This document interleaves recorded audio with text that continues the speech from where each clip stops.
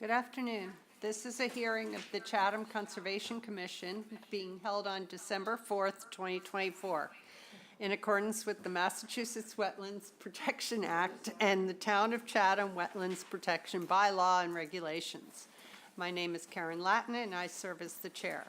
Today's hearing is being broadcast live on Xfinity Channel 1072 and is being recorded for the on-demand archives available on the town's website. It is being conducted in person, by phone, and by video conference. The agenda, instructions on how to attend, and copies for documents for review are posted on the town's website. To all participants, whether attending by phone or online, please remain muted unless you've been recognized by the chair. When recognized, please identify yourself for the record. If attending by phone, you can mute and unmute by using *6. If you're online and you are not a commissioner, please keep your camera turned off unless you have been recognized. Indicate that you wish to speak by using the raise hand feature. So that we have a record of a quorum, I will now ask each commissioner to indicate their presence. Vice Chair Elise Gordon. Present. Janet Williams. Present. Cheryl Meservey is not here. Eric Hilbert. Here. Bob Del Vecchio. Present. Paul Johnson. Present. And I'm here, so we've established we have a quorum. Before we begin the agenda, are there any announcements about any requests for continuances today, Catherine? Yes, we have 3 requests for continuance. Notice of intent at 83 Seagull Lane. The applicant has requested a continuance to January 8th, 2025. Notice of intent at 33 Pine Bluff Road. The applicant has requested a continuance to January 8th, 2025. Notice of intent at 69 Morris Island Road. The applicant has requested a continuance to December 11th, 2024. Thank you. At this point, Catherine Ricks, Chatham's Assistant Conservation Agent, will now lead us through the agenda. Okay, we're going to start with requests for orders of conditions. Request for an order of conditions at 0 Stage Harbor Road and 0 Morris Island, maps 12A3 and 13A3, parcels Dike 1 and Dike 2 for the Town of Chatham, Department of Natural Resources, Massachusetts DEP SE number 10-3693, temporary groins, veins, and beach nourishment. Okay. I see Ted, so. Do you have anything besides what you had sent? No. Okay. So John Ramsey, our consultant, is online and can answer some of the more technical questions. As we've, reviewed, frankly, we were quite impressed. Janet, I hear you did a good job on this, or you did a good job on this. Yes, she sure Not an did. easy one, a complicated project. But no, we had very minimal comments to your draft order. Most of our comments were more terminology and just trying to make sure that we were aligned with sort of what our intent was, and everything looked reasonably quite well. Great, thank you. We made the changes actually before it was posted on mytown.gov. So this copy that we have, and at this point, has all the changes that were requested, and they really were sort of clarification of terms. Does anybody else have anything else they'd like to have us deal with? We did modify, there was a request that we make sure the dates for the maps included the one that did not have Chatham Conservation Foundation, the groins going on their property. Yep. We did modify that to the July 12th, 2024 maps that were provided for the meeting where we had discussed this, and I updated the dates in the order for that. So I think we have hit everything. That was the only modification that was made after it was put on mytown.gov. Is there anything else anybody else has? Then I think we can go to a motion, please. And approve. I move that we close the hearing on 0 Stage Harbor Road and 0 Morris Island Road and approve the order of conditions as written. Second. Okay, Paul? Aye. Janet? Aye. Elise? Aye. Eric? Aye. Bob? Abstain. And I say aye. Thank you. Thank you. Thank you. Thank you. All right, Catherine, we're ready for the next one. Okay, request for an order of conditions at 500 Shore Road, map 16G, parcel 3D-85 for Heather Butler, Mass DEP SE number 10-3681, construction of beach access stairs within the pedestrian access easement located at 500 Shore Road. How are you? Good afternoon. Good afternoon. For the record, my name is Jack Herndon. I'm an associate of Christopher Senni, filling in for him today. We should also be joined remotely by Cam Larson of Environmental Consulting and Restoration, Okay. though our engineer, Don Bracken, is unavailable today. We received the draft yesterday, and I think we had some comments sent to you this morning. Is that correct? Yes. Okay. And I will go over most of them. Of course, there was an address that was incorrect that said 486. We modified that to 485. Okay. We updated the irrigation on the easement. This will be taken care of, and it says by the owners of 485. And the site that, we have a site where our agents met with Bartlett Tree, a representative from there, and at Oyster Pond Beach. And it was determined that that is a good location for the off-site mitigation. So I did update the finding number 12 and said that the 485 would take care of the irrigation for the easement at 500. And then Bartlett has said they will take care of the mitigation at Oyster Pond Beach.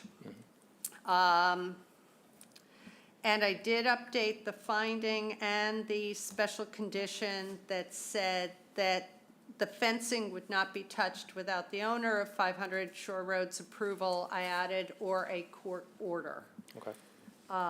per your request. I updated the special condition number 6 that's, you wanted a definition of seasonal. We have updated it to be November 15th to May 1st.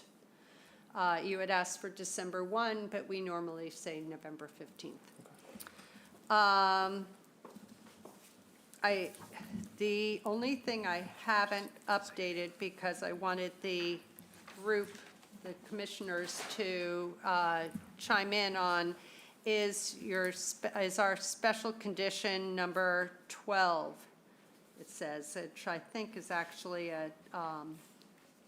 might not be number 12 at this point. Yeah, that the stair components will take place off property and brought to the property to be installed. You wanted to state that all lumber cutting will take place off property, but the actual building of the stairs. So we could modify that to all lumber cutting, but I just wanted to make sure you were okay with that. And Crystal also has her hand up. So Crystal? I don't know if you want it to align with ZBA. The ZBA's restriction was December 1st to May 1st. I think we usually say November 15th. We normally do that, but we probably should be. I guess we should, so we could Which one would- modify it. Which one would, right. Is anybody modifying this? I am. Oh, okay. I'm editing here. Well, I'm not signing. Just wanted to make sure. Yeah, no, I'm doing it. Thank you. December 1st. So we will make that December 1st. And then if the commission's okay with the wording, we could change the stair components the lumber will be cut off premises and then brought on for the rest of the work. I'm going to say, is everything, so does that include, lumber is 100% of the material? Is there any other cutting? There's nothing else. So if we say lumber, that's going to cover everything? Hi, I'm Heather Yes, Butler, hi, the owner. I was just trying to match the language that you used in the 486 property that just built their stairs, where they had all, if you don't want to say lumber, that's fine, if some of it is composite, but it will definitely be all cutting off-site, or Yeah, I off-property. mean, the intent is all the pieces that are the components that get assembled, assemblies on site, but the creation of the pieces is off-site there. Correct. Hey, welcome to That's my me. world. Sorry. Okay. There, I did. I think we were just concerned to make sure we were all talking about the same thing, Yep. that we weren't going to be building like prefab stairs somewhere else. So maybe we say all material cutting? I said all cutting of lumber and other components for the Okay. stairs. That Yeah. works. So Thank whatever you. and that would include any metal work that has to be cut for, And then it's implied that it's assembled on site. yes. And then the last thing that you asked for was within the vegetation-led landscaping and mitigation planting conditions, and I did update it for 8, 9, 10, and 13, that the monitoring on the property would be, it is just for the property. It's not for the Oyster Beach Right. area. Okay. So I think we hit everything that you asked for. And do any Yeah. of our commissioners have anything else? I have one thing. Go ahead. Go ahead. On the restoration notes, number 4, upon completion of planting, the root zones will be mulched with a layer of natural wood chips. Any way we can avoid the wood chips? Because they're just going to wash right down. Is Cam online?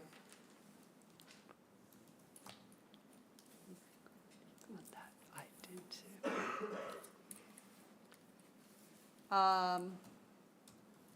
I'm looking to see. What's Cam's last name? Cam Larson? Oh, yeah, no. No, I'm not, oh, yeah, right, there. Oh, yes, he is, but he's muted. So if he's, you need to unmute.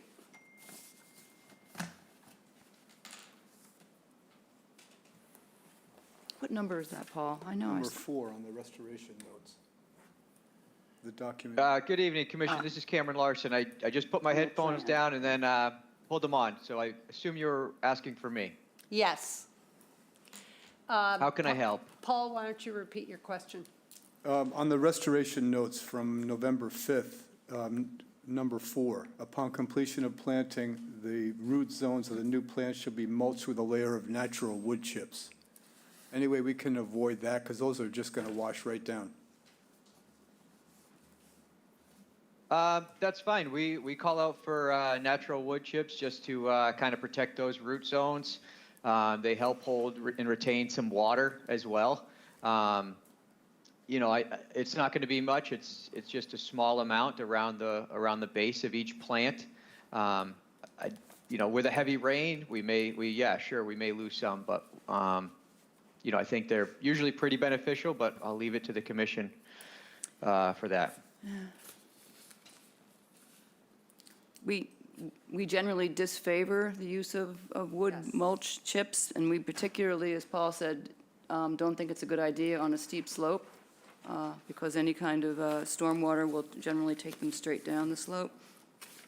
Is there any other, this is in the area where you're planting. Yes. Where they are planting on Yeah. the slope. Yep.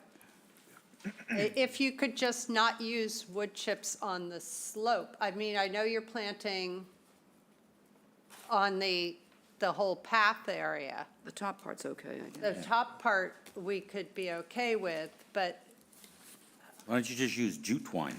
Yeah. yeah. Yeah, sure. I mean, I don't know if the jute twine will accomplish exactly what the mulch is accomplishing in the sense that it's kind of a buffer to kind of keep the root zone protected and retain the moisture. But again, if the commission's overly concerned with the washout of the mulch, are. then we'll abandon that. Okay. Okay. Do you have anything? Maybe we should put a special condition that no wood chips would be placed on the bank Yep. And use jute twine. and use jute twine. Okay. Anything else? Thank you, Paul. Bob? Yeah, I got a couple of things here. Good. On the findings, the last finding, I just thought we would add the safety fencing for the pool. It's really not just a fence, but it's for safety as well. So if we just add safety to that. Sure. And I just have a little bit of an edit to that sentence as well. I have add safety to the fencing, and then the fencing for the pool at 500 Shore Road will be reconfigured to allow for easement passage, not the easement passage, Thank you for catching that. okay? And then I have another sentence at the end, the pool fence, or the safety pool fence gate will continue to be self-locking once it's moved. Okay. Okay. Anything else? Yeah, special condition number 3. Is this really needed? Wait a minute. Yeah, number 3, is that really needed? Because all the plantings are going on the bank, Right. and they're not going to be really above, so they're really not going to be, they don't really have to be demarcated. And they're surrounded by other mitigation planting, right, from the Wilkinson didn't. plan? I actually didn't edit that one, so, Yeah, there's no one's I really left it. mowing there. No. Yeah, no. That's a good point. And a buffer strip, yeah, no. Okay. And then the last special condition number, I guess it's actually, it's number 11. Same thing. The fencing, the safety safety fencing for the fencing. pool at Yep. 500 Short Road will be reconfigured in order to allow for the easement passage. Okay, Great. In other words, take the "the" out, I guess. right. And I think that's it. Great, thank you. Anybody you. else? Yep. Oh, I have one more thing. Oh, good. Okay. Number 7, special condition number 7, 8 trees will be flush cut. No machinery will be used for the cutting, but a chainsaw is a machine. Oh. So maybe no large machinery will be used for cutting or for removal of the trees. Or we can just say, other than a chainsaw. Yeah. Yeah, that's fine, thank you. Thank you. Yeah. Eric? Yeah, I just have, as far as the plants go, you can also buy those little half-moon felt. They're mulched, but they're contained, and you put it around the base of the plant, and it doesn't go anywhere. I've seen them used a lot, too. Okay. Thank you. Anything else? I have a couple. Yes. Okay. Good. So I wanted to capture in here some findings with regard to the ongoing question that we've been dealing with since the start of this, which is the right of an easement holder to apply for, and we went through around and around and around and around, but I thought it's important to capture that in this because it's an unusual situation. So I'll just read you what I've put in here. This is under finding 3. It starts with, this order is for an easement located on the property of 500 Shore Road. The applicant is the easement holder, not the owner of the property of 500 Shore Road. The commission held hearings on the rights of the applicant as the easement holder to file an NOI for a project within the easement area, and has found that easement holders have the right to file for an NOI in a project located therein. An easement holder is a landowner for purposes of 310 CMR 10.5, and an easement holder's permission satisfies the regulation even without the property owner's permission. And that was something important because we had gone around about whether you needed that permission. The owner of the property at 500 Shore Road, I'm going to take that out, has objected because I don't. The Massachusetts Department of Environmental Protection's longstanding policy is to not adjudicate private property rights, but to determine whether the applicant has asserted a, quote, colorable claim of right sufficient to carry out the proposed work. The Conservation Commission has found that the applicant has sufficient right to apply for and carry out the project, just to bring that around. The other question I had is we have a finding that beach grass is going to be planted under the stairs. And I kind of recall that we had suggested that, and they had come back and said that in that location, at the sort of towards the top of the bank, it won't survive there. It's too dry. It's too far up the beach. And the plan, the approved planting plan, just says the area under the stairs will be planted, and doesn't specify what it's being planted with. But I remember that I had made a note that they said, definitely don't put beach grass there because it won't live.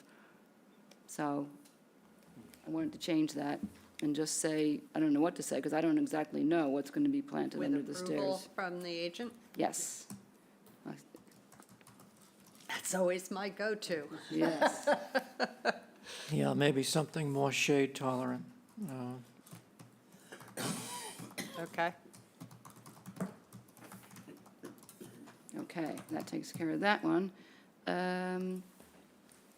Location, paragraph break, safety pool fencing. Something else in my notes that I had here, any invasive vegetation found within the easement area on the coastal bank will be removed by hand, and the root systems dug out by hand shoveling. And that was on the plan. I mentioned invasives. And I think that's it. That's it. All right, thank you. Is that okay? Yeah, I just wanted to ask one thing. So you said you're removing special condition 3? No. No. Can you just repeat what you said about that? Special condition Oh, yeah, 3 no, we was did. what That's just she one- read about the applicant is Nope. the easement holder. Nope, that's finding 3. Special condition Oh. 3 was the one about demarcating the restoration area, which we're taking out Okay. because Yeah. in this situation, there's no need to demarcate. Right, okay. Anything else? That's all I have. Okay. Then I think we're ready for a vote. Paul, you are not, you will have to abstain. Go ahead. I move that we close the hearing on 500 Shore Road and approve the order of conditions as revised. Second. Paul, Abstain. Janet, Aye. Elise, Aye. Eric, Aye. Bob, Aye. and I say aye. So you're all set. All right, thank you very much. Thank you. Okay, Catherine, we're ready for the next. Okay, we are moving on to the extension requests, and before announcing them, I'm going to read about the most recent act that was signed. So, the recently signed Mass Leads Act for Economic Development and Section 280 of the Mass Leads Act extends certain permits, licenses, determinations, and approvals from municipal, regional, and state government entities concerning the use or development of real property, including environmental permits. This extension applies to conservation permits that were in effect or existence between January 1st, 2023 and January 1st, 2025. The extension is for a period of 2 years in addition to the applicable expiration date. So now, due to that, I will open the 2 extension requests. Thank you. Extension request, you're welcome. Extension request at 368 Sea Pine Road, map 13K, parcel H133 for Beth Cresley Goldstein, Mass DEP, SE number 10-3523, proposed plunge pool and associated site improvements. This is the first extension request. The applicant withdrew the application without prejudice. Okay, we need a motion, please. I move that we approve the request to withdraw the submission without prejudice for 368 Sea Pine Road. Second. Paul? Aye. Janet? Aye. Elise? Aye. Eric? Aye. Bob? Aye. And I say aye. Okay, the next one, Catherine. Okay, extension request at 65 Sears Road, map 11A, parcel 2J14 for Sears Point Summer LLC, Mass DEP, SE number 10-3518, addition to dwelling, redevelop hardscape, landscape, and addition and removal of fence and invasive management. Extension requested to allow sufficient time for plantings to establish. Expires 1/14/2025. The applicant withdrew the application without prejudice. Okay, we're ready for a motion. I move that we approve the request to withdraw without prejudice on 65 Sears Road. Second. Paul? Aye. Janet? Aye. Elise? Aye. Eric? Aye. Bob? Aye. And I say aye. Okay, Catherine, next. Okay, moving on to the amendments. Request to amend an order of conditions at 1070 Orleans Road, map 10K, parcel 23-A2 for John and Mary Boyle, Mass DEP SE number 10-3611, landscaping, construction of a boardwalk, phase 1, addition of fiber rolls. Thank you. Do we have anybody here for this? Yes, I'm here, Lindsay Cook from Parterre Ecological. Okay, thank you. Go ahead.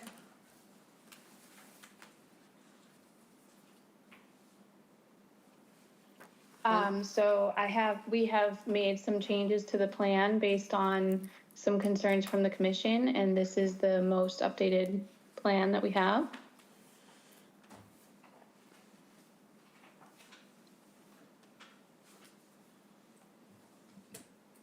Could you walk us through what the changes are? Yeah, I'm waiting Sure. to We hear. haven't heard it since September, so it's a little bit, Yeah. it's a little bit foggy to me. I was thinking she. Absolutely. So there are actually two parts to this at this point. When I originally filed, it was to have fiber rolls installed at the toe of the slope at the property. And when I applied for the fiber rolls, it was discovered that there was an unpermitted retaining wall that had been built. So which part should we go over first? The retaining wall? Go ahead. Okay. All right. So the retaining wall, we're requesting after the fact permitting for it. It was not discovered by the engineer or known about by the homeowners when they purchased the house several years ago. It has been there based on the Google Earth surveys for since at least 2021. The wall was discovered when the invasive species that had been covering it on the bank were removed, and the contractor who was doing the stairs for the original order of conditions, installing the stairs, discovered the wall and realized that the wall was supporting part of the coastal bank. And so when he did the demo of the original wall, he rebuilt this wall in the same style as the original wall, using the same materials that were approved for the stair build. So we are asking for after the fact permitting for that wall, and as well as the fiber rolls to help stabilize the base of the coastal bank. There was a storm that rolled through probably in March of this last year that has had a significant effect on the eroding the bottom of the coastal bank. We have installed the mitigation plants for the original work on all along the coastal bank, and they are doing really well and have established really well, except for the toe where there was this erosion. So we would like to install fiber rolls at the toe of the bank on both sides of the stairs, a short array, just 2 tall on the north side of the stairs, 1 on the south side, and then we plan to put in additional eastern baccaris shrubs, which are currently located along the toe of the bank and seem to be doing a very good job preventing the toe from erosion currently. So we want to continue using those plants just because they are adapted well for the area and they are doing a great job. So planting more of those, and then over the fiber roll array, we will put native deep-rooted grasses and beach grass as well. Okay, thank you. Does anybody have any questions, comments? Please, do you have anything? Did we discuss the fiber rolls that are on the right-hand side of the map? Did we discuss not having a double row of those at some point? And also, did we discuss moving them a little bit up the bank? We did discuss So- not having the one at the bottom. Originally, what we had on the plan was we had created a shelf where the eastern backrest was going to be planted by having a single fiber roll that was going to be buried just above the high tide line on the north side of the stairs. I took that out of the plan because there were concerns about that fiber roll. So that has been removed in this updated version. Okay, thank you. Anything else, Janet? Yeah, just, can you tell us how much nourishment over the rolls are you proposing initially, and what about going forward? So we're proposing 12 inches initially at a minimum, and then going forward, the renourishment would be 6 inches at a minimum.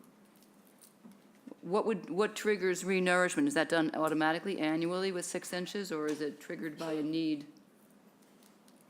Typically, I think it's done annually after the winter storms have passed. You assess the fiber rolls at that point. Normally, there has been some amount of erosion, and that would be the best time to do the nourishment. Obviously, if there was a storm that came through that was a different time of year, we do not want to have those fiber rolls exposed, so we would go ahead and renourish twice if needed. So you're saying here to maintain at all times a minimum depth of 6 inches above the rolls? Yes. Okay. And then planted on top of that? Right, so the planting would go on top of that. We would be planting the native deep seed rooted salt tolerant grass mix, and then as well as the beach grass. Anything else? No, that's okay. All right. I haven't Anybody else? noted for the Eric, order. Bob, Paul?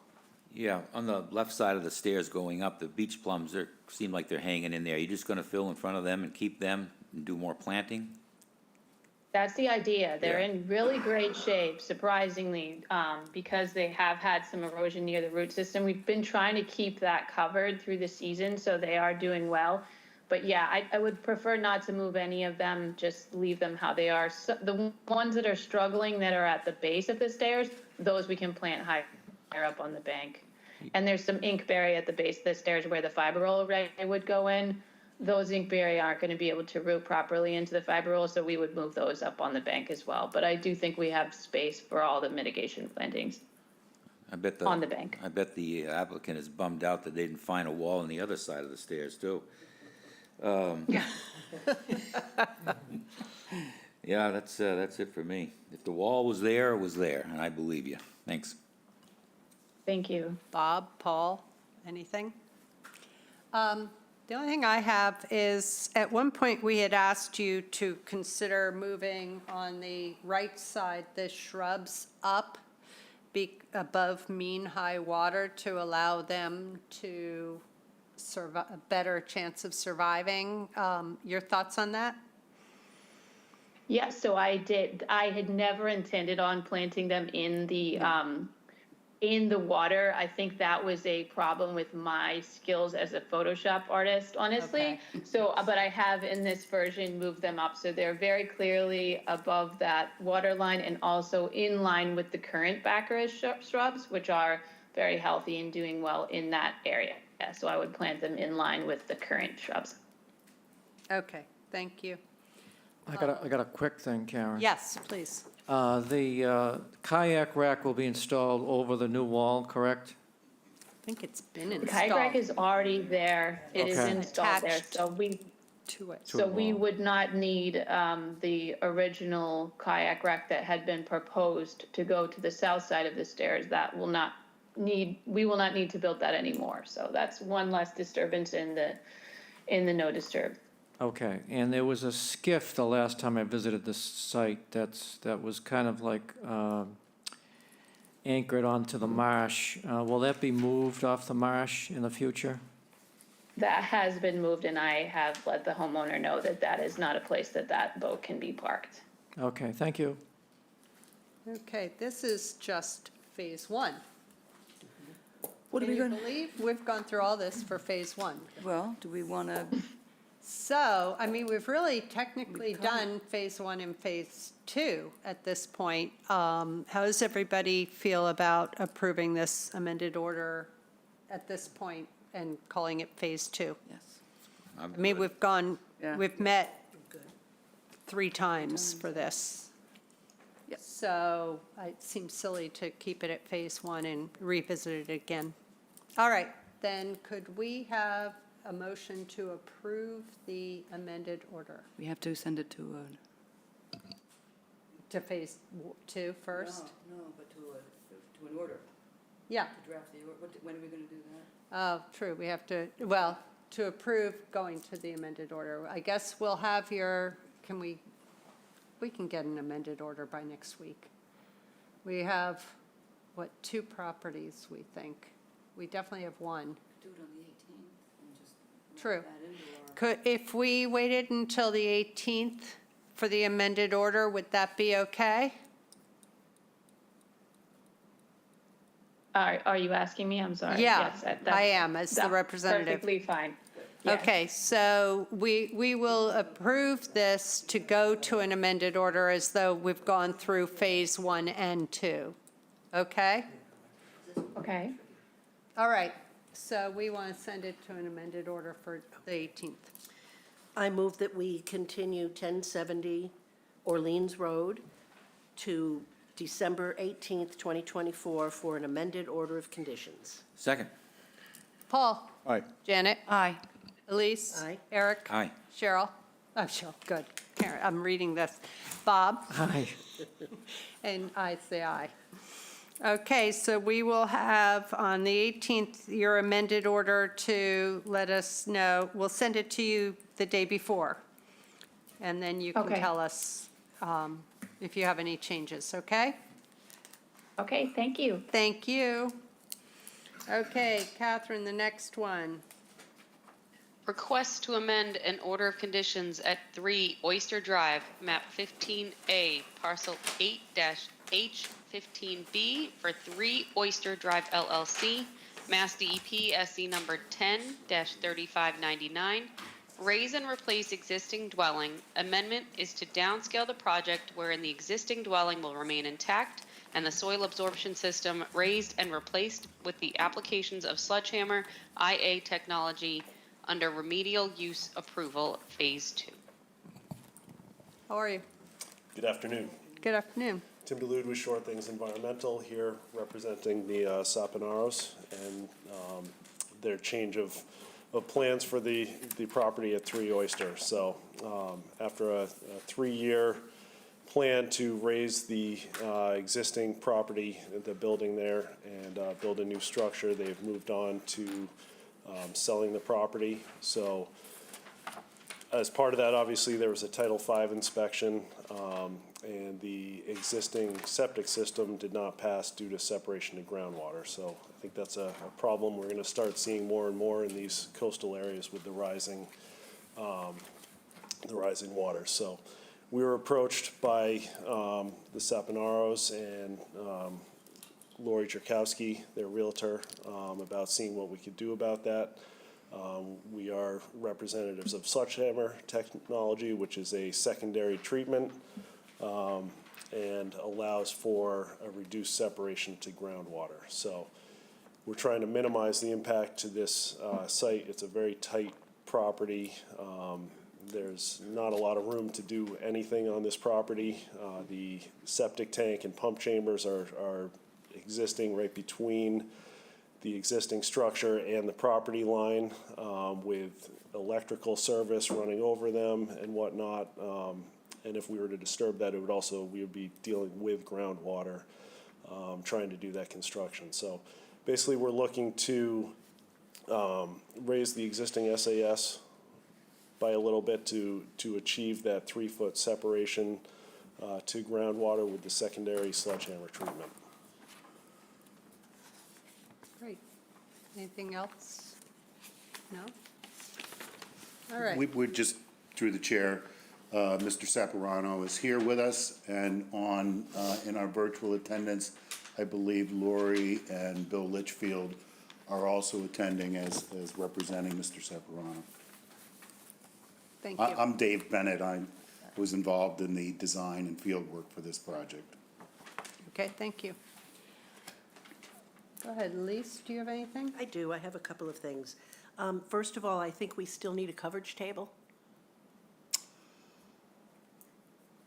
Well, if you say we do, yes, we certainly do. There's really going to be no change in any coverage of, the structure stays the same, the area of the leach field is the same, it's all below the ground surface, so there's no change in the coverage from the pre-existing conditions that was represented on Thad's plan. Okay. But that's not what this amendment is seeking to amend. It's seeking to amend from what we approved, which was a new plan, which had a larger, so you're seeking to amend the approved plan, not the pre-existing plan. You're going back to the pre-existing plan, but there's an approved plan that shows a different structure in that place. So you want to see what was proposed versus existing proposed and back to existing? Now amended, so existing proposed and amended is, so the amendment's going back, I think, to the coverage in the site as it used to be, but somehow we've got to make it clear that what was approved is being changed. I understand that. Even if it's have less coverage. I can certainly add a table to the plan, and we'll make a note to do so. I thought, it doesn't matter what I thought. Even if it's a good thing. Doesn't matter what I We need thought. to see we need to document what the change was. And then there is a tree going out, and you're putting a black oak in its place. Is there a location for that you could specify?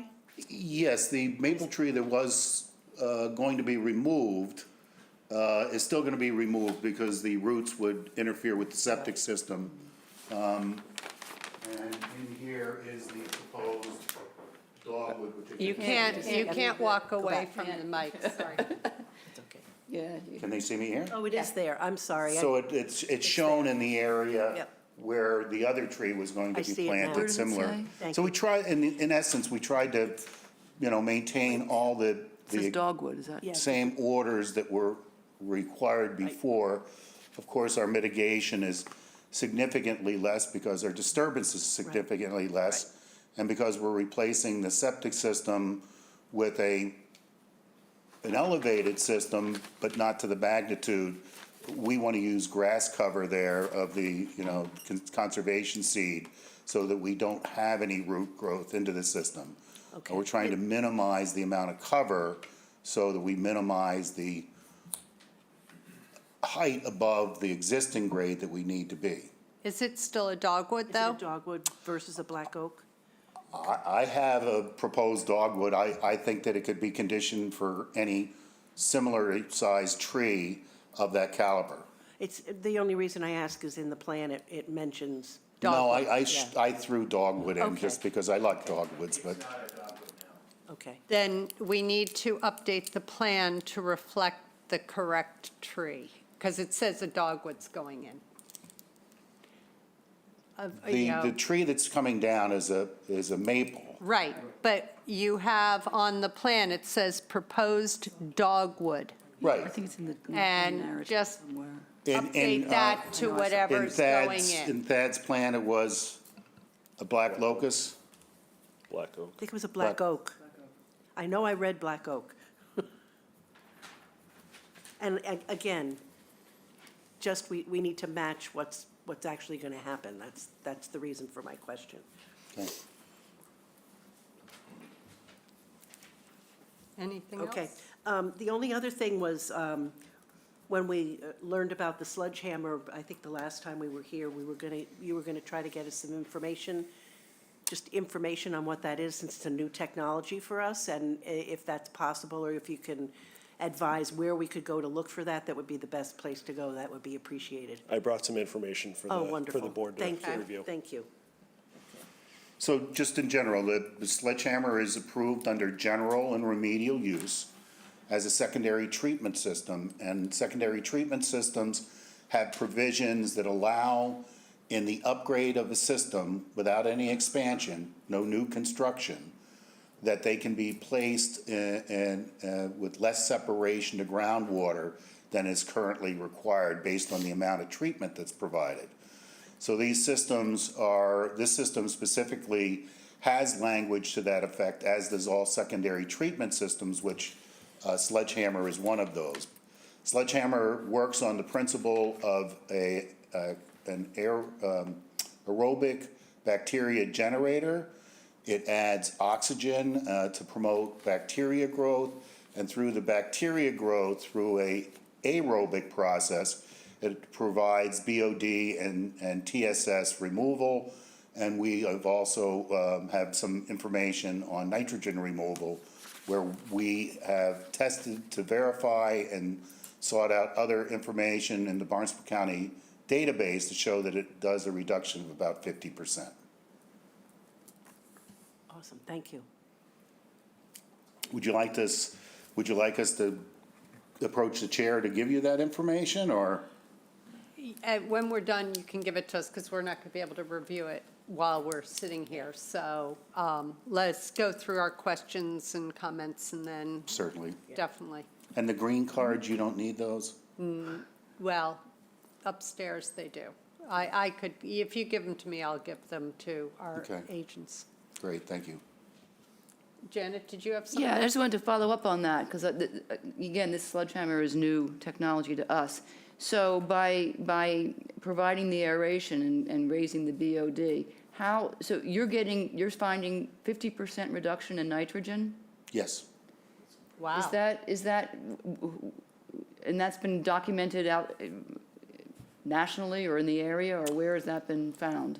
Well, I'll speak to that. Sledgehammer is a product that has been approved here in the state since 2015. At least that's the date of the most recent general and remedial use applications. It is manufactured and distributed nationally, but of course in Massachusetts they go through its own certification.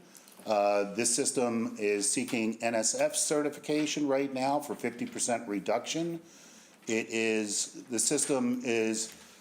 fits into any conventional septic tank, so there's it can be retrofitted into any system.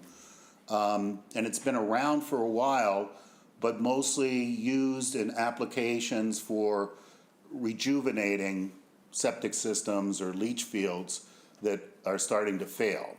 So this bacteria cultured bacteria that is introduced to this is something that eats the sludge and produces a much cleaner effluent, and in doing so, it uses nitrogen.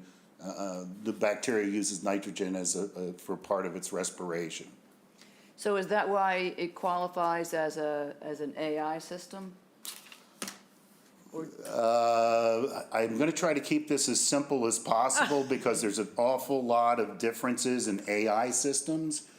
AI systems come in three general categories. One category, which I think you're talking about, are noted for nitrogen reduction to 19, or word 19. Mm-hmm. Now under the best remedial technology, there's two other systems that have demonstrated the ability to treat to a lower level, but they have not gone through the testing. So they have provisional approvals for 10 and 11, the nitro system and the nitrex system. But there's other systems in that denitrification that are recognized for 19. Unfortunately, the testing at the test center shows that about 70% of these don't meet their standard all the time.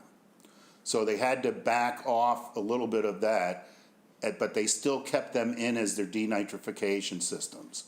And you can go on the Barnstable County website and it'll go through every technology and what their median numbers were, et cetera. The second group of technologies are secondary treatment systems, which the sledgehammer falls into. And those are systems that provide additional treatment, but not to the same level of nitrogen reduction as the other systems. These are more designed to increase the longevity of the system through providing higher effluent treatment by removing BOD, which is suspended solids, organic solids, and TSS, which are inorganic solids, which is what, you know, clogs up anybody's septic system. As a benefit of that, it also reduces other pollutants, and one of those pollutants is nitrogen. And based on the retrofit capability of this system, we are internally conducting a review of all our systems for nitrogen reduction in order to evaluate the dollars per pound of nitrogen removed. The cost of these other new systems are very expensive, about 4 times as expensive as this technology, and we think that there is a value in having more systems that treat to a less number for a substantially lower cost than a fewer numbers of very expensive systems that treat to a higher standard. So that's kind of our application, and under the remedial use, the benefit was, you know, the benefit to the property owner was clear. We wouldn't have to build an 8-foot wall. We could use the existing wall, raise it 2 cinder blocks or 16 inches, bring the system up, remove the old system, bring it into a shallower system. System he has now is 1.5 foot deep. This will only be 1/2 foot deep, and create a field in that same area which would meet those standards. So that's a little bit about IA. Then the third category of IAs are soil absorption systems, different soil absorption systems that have certain credits for reduction in size, which in fact the units that we're using are one of those types of systems, but that would be like Perkrite or Coltec or even the Zabel filters fall under the IA technology and have approvals for them, and they all require operators at a different degree. So this system comes with a rigorous maintenance and operation and maintenance schedule as well. Okay, thank you. So thank you for all of that, because that was very helpful.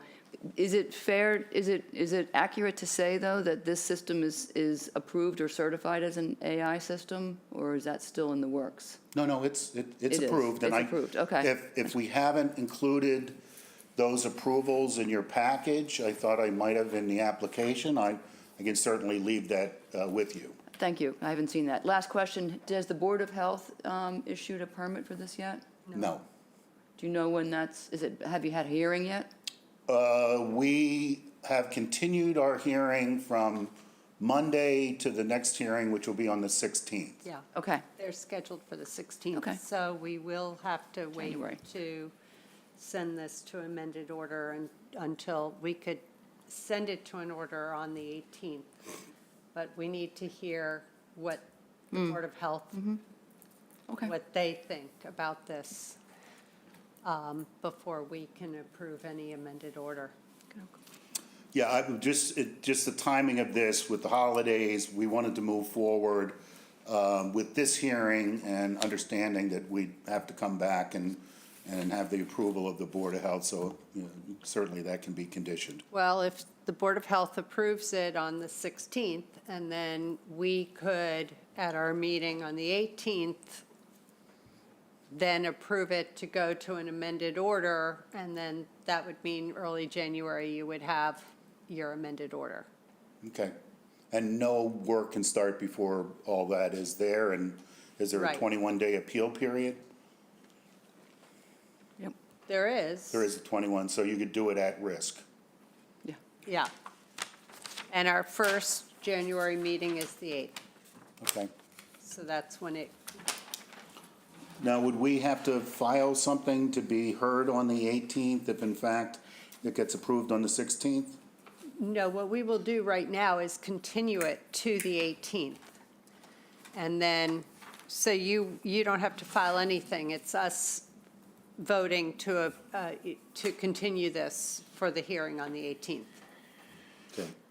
And we'll certainly submit the plan revisions we discussed And you'll and any give other us the comments. sledgehammer information, and I think as long as the Board of Health is okay with it, then I think we'll be, we've asked a lot of questions already, and as long as you get us that coverage table and update your site plan with the tree.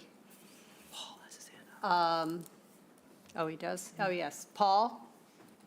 Hi, thank you, Madam Chair. Just a quick note, it's a 10-day appeal period, not 21. Thank you. Oh, well, So that that's helps a better. little. There you go. Yeah. What do they say about a galloping horse on Christmas Eve? Anybody else?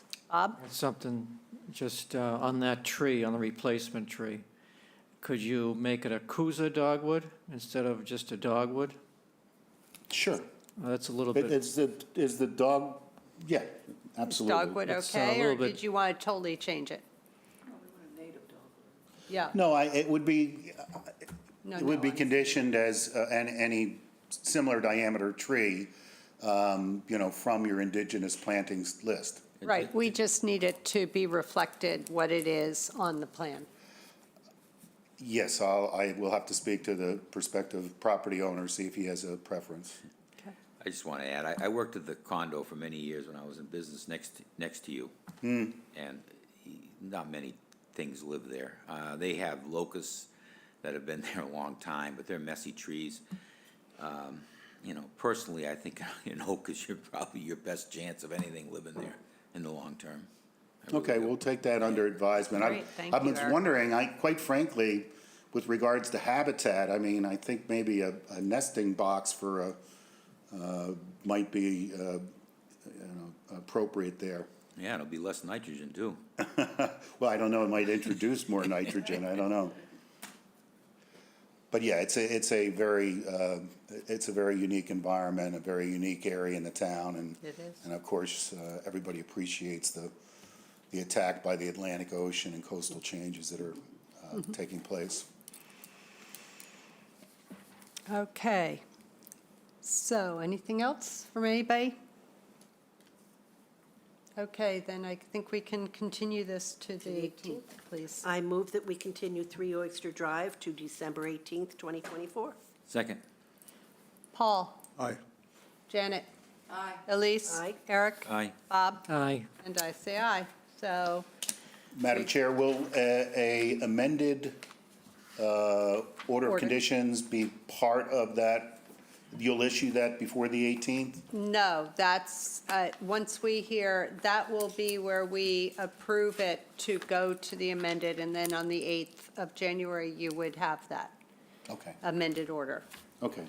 And can I just leave all that information on the desk here and? Sure. That'd be terrific. Thank you. All right, Catherine. Next one. Notice of intent at 83 Seagull Lane, 0 to Squantum Road, and 30 Wickus Way, maps 15A1, 15A2, and 15A3, parcels 12-H98, 1-N133, and US 1, for Outermost Harbor Marine, Mass DEP, SE number 10-3710, proposed dredge of marina and beach nourishment of Barrier Coastal Beach. The applicant has requested a continuance to January 8th, 2025. All right. Can we have a motion to continue that notice? I move that we continue 83 Seagull Lane, 0 to Squantum Road, and 30 Wilkes Way, Outermost Harbor Marine, to January 8th, 2025. Second. Paul? Aye. Janet? Aye. Elise? Aye. Eric? Aye. Bob? Aye. Aye, sorry. Say aye. All right, next one, Catherine. Okay, notice of intent at 217 Woodland Way, Map 11K, parcel HC 125 for John and Paul Perlowski, Mass DEP, SE number 10-3702, construction of a swimming pool and patio within the buffer zone to a coastal bank. Okay, how are you? Good afternoon, David Clark, Clark Engineering, Phil Cheney, landscape architect. So after the last meeting, the commission was expecting some modifications to the design, and so we feel we've done what you asked. Phil's looked at it again and worked with the applicants to reduce the size of the project. We've basically taken 338 square feet out of it. So we feel that's a significant reduction. The commission also asked for a separate variance request. We've provided that, and also a construction protocol from, because Catherine had questions about how we were going to access the construction site, and it's obvious that it's nearly impossible to access it from this site without some serious modifications to the landscape. So the applicant does have an agreement with the neighbor to come through their property to the east. That access is just outside the 100-foot line from the top of bank. It's below the retaining wall on the east side of the applicant's property, so, and it's very close to the driveway of the neighbor, so it seems to be a sufficient access point for the scope of the project.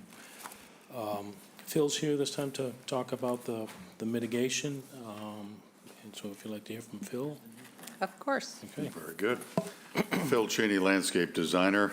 I've worked up the changes to the pool size as well as adjusted the mitigation that we were proposing.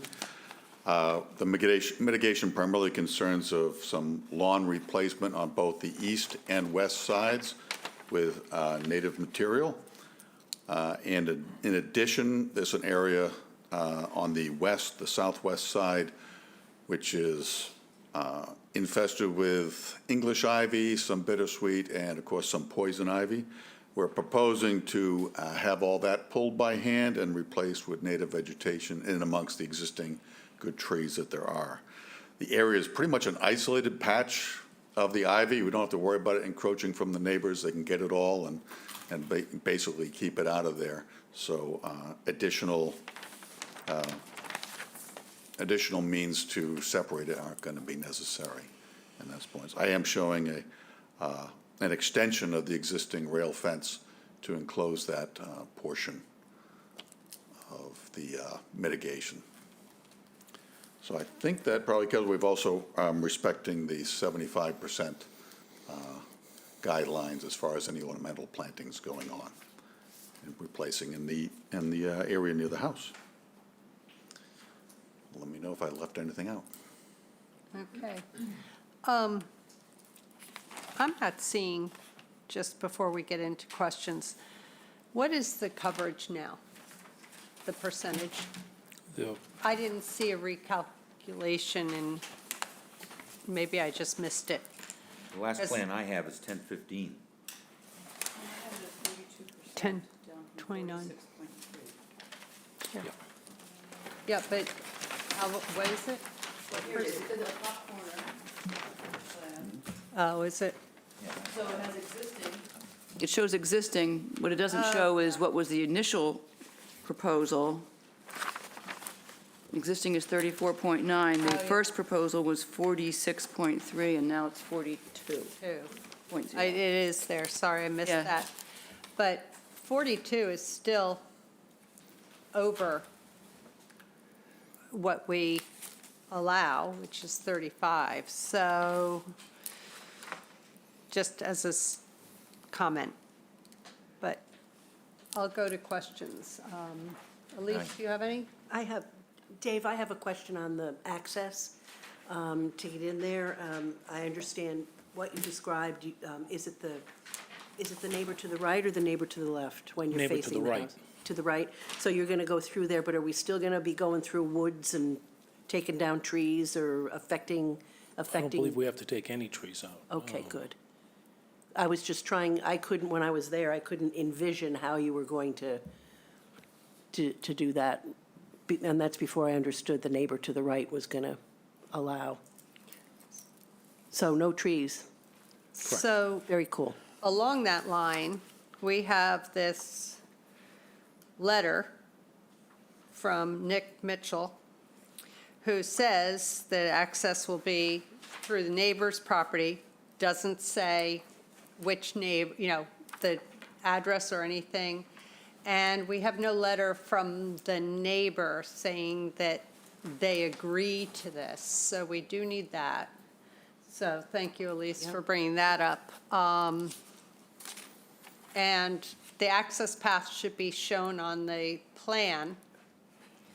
And if anything is being disturbed, removed, whatever, we need to know what will be done to put it back after the work is completed. So even if it's grass, that you'll be reseeding it with a Cape Cod mix or whatever. Just going. Yep. I think we have in a butter letter from 225, but not 197, I think. We do? That's not the, I thought there was in a butter letter. We have, yes, from 225 in support of what they Correct. want to do, But but 197, doesn't, is 197 to the right, David? No, it's to the, Okay. but the other side. they have to say that they're willing to allow the access. This is in support of the project, which we all received that letter.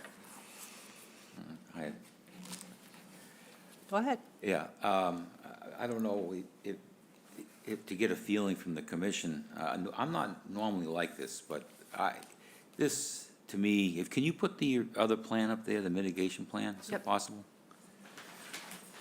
That's Janet Yeah. doing it.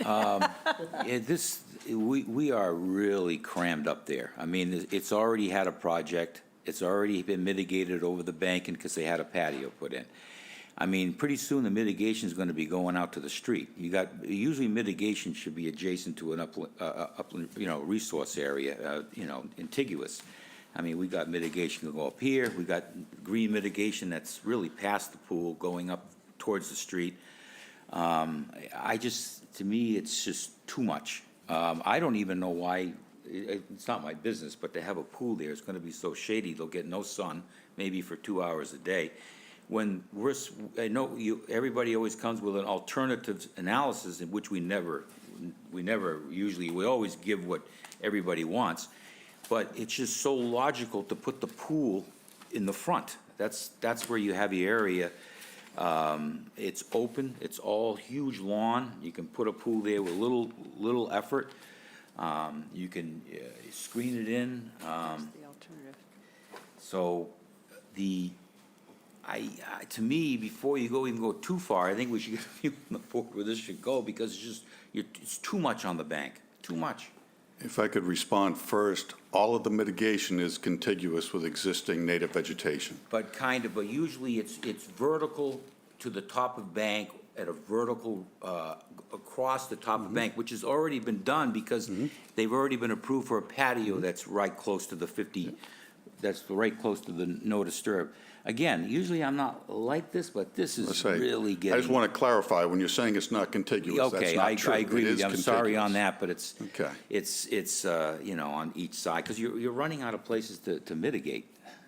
So, so when you start running out of places to mitigate, then that's usually an indication that, things are getting a little too heavy in the area. And the wall is pretty close to the 50. It's just, it's a lot there on the coastal bank, to me. That's all I got to say. Anybody else? Paul, Janet, Bob?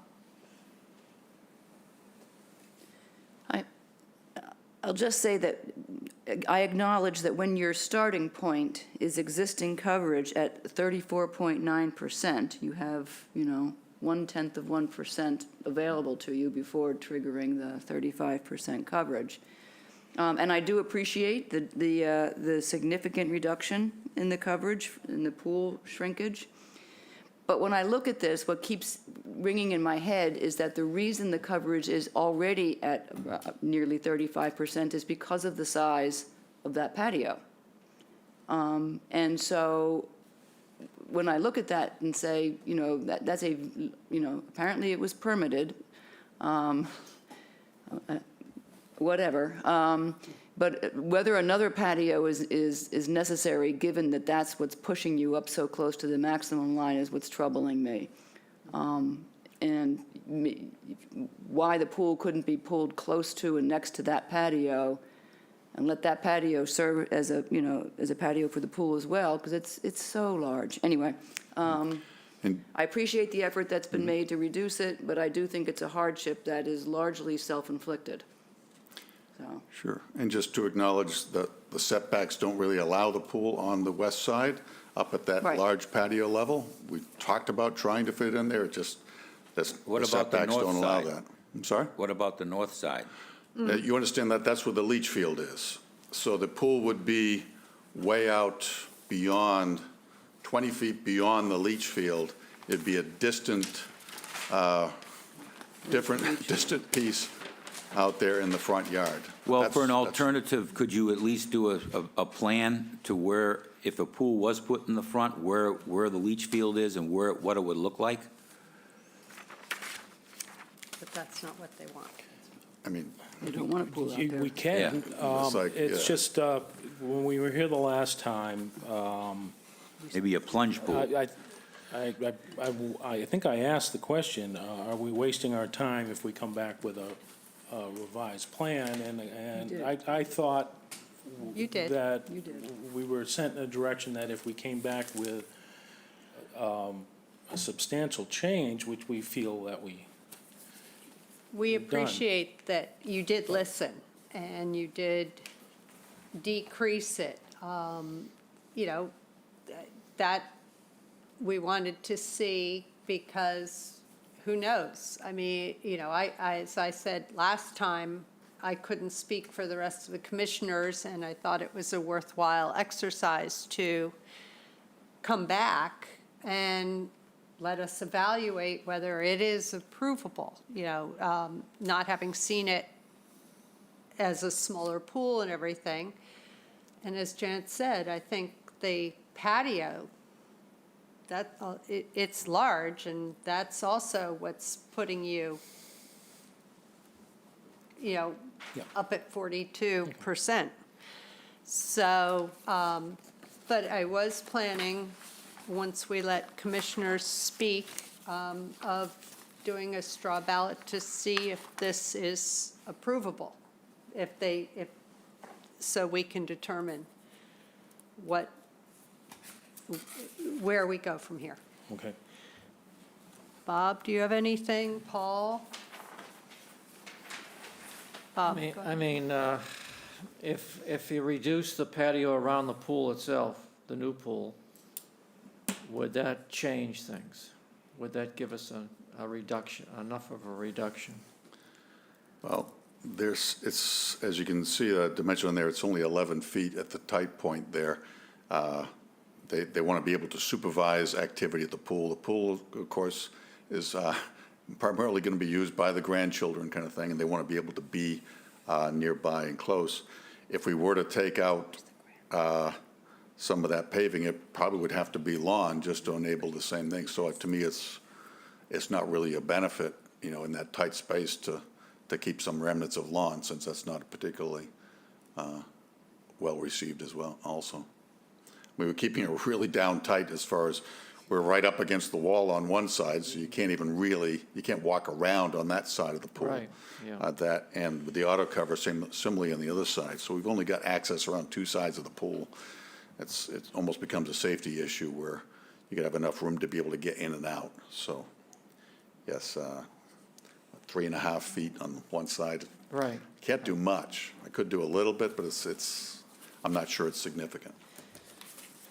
Especially since, again, the alternative right next to the pool is going to be lawn, not Yes. yeah. more shrubbery. Was any consideration ever given to the existing shrub bed being, I mean, I see this whole thing getting pushed more toward the covered porch. Those are massive walls there. Okay. Okay, we're down at the basement level with this pool. The upper patio You're and right. all that there, You're that's a right. whole You're story right, Phil. above, so Yeah. Yeah, not it's an all- option. This is a conundrum because everybody understands the purpose of people putting in pools where they put them for their families. And but it's a hard thing when it's right smack in the middle of a zone where we really would prefer it not to be. So that's what I struggle with. And the size, not the size, the percentage, the 42 rather.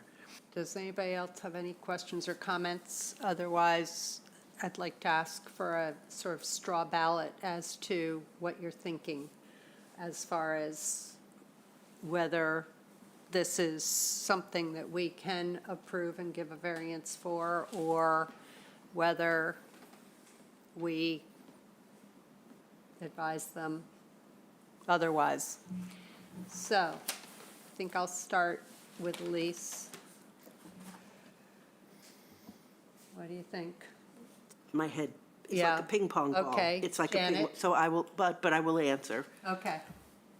I want to see if there's another alternative, so I'm going to say no. Janet?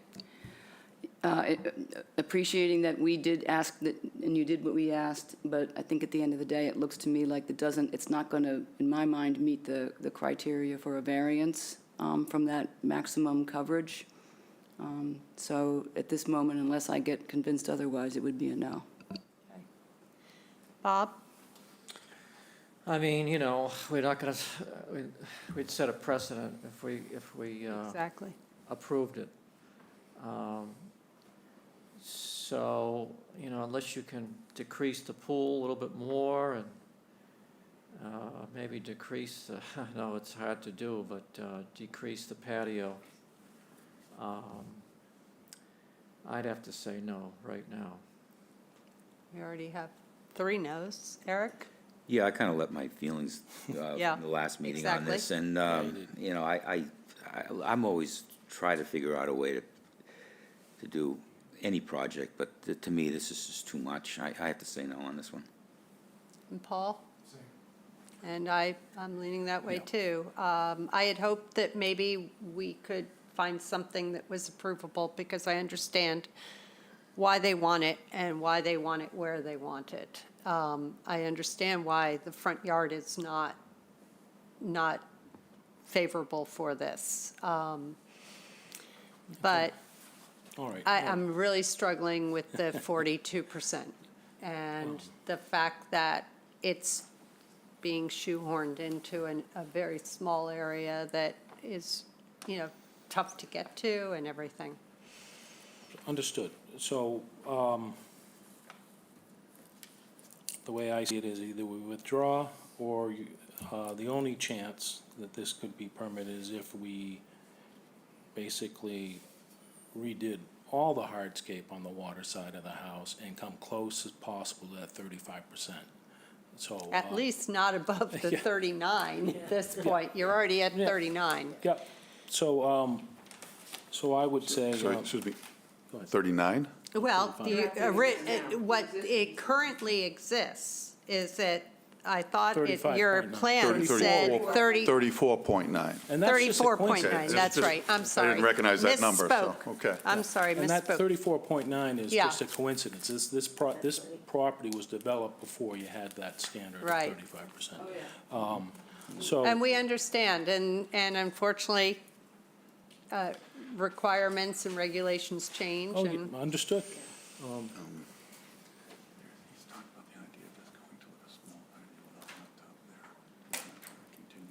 Yeah. Yeah, so I guess we'll ask for a continuance to the 18th. Either you'll get a withdrawal or you'll get a revised plan that's substantially different. we're getting heavy on the 18th. No more training. It's, What's going to happen? That's in 2 weeks. Do you think you'll have a week, yeah. Okay, we will. We're getting kind of heavy on the 18th. I know, we're trying to keep things off the 18th. We're trying to keep it off. Yeah, we could do the 8th. We could go to the 8th, that's what I was going to ask That's you. Okay. We can continue it to the 8th of January and see what happens. Thank you. Okay. I move that we continue 217 Woodland Way to January 8th, 2025. Second. Paul? Aye. Janet? Aye. Elise? Aye. Eric? Aye. Bob? Aye. And I say aye. Okay. Then next, Catherine. We have notice of intent at 0 Crosswind Farm Road, map 10J, parcel 17A-LP36 for Joseph Gerlimo and Hannah Ewart, Mass DEP SC number 10-3688, proposed single-family dwelling. Thank you. How are you? Go ahead. Good afternoon, everyone. I'm sorry, my voice is awfully terrible because I caught a cold this week, so I'll keep everything short and simple to not torture you any more than I need to. So in the last meeting, we had requests to expand the abutter notification so that abutters for both properties were re-notified. This is to notify those properties within 100 feet of 0 Crosswind Farm, which is at the corner intersection of the road, as well as the small area that is also known as 0 Crosswind Farm, which is adjacent and where the driveway is proposed. So that was conducted and proof of mailing was sent. Also requested was revised stakeout to include the new location of the driveway, which is shared and goes along the property line.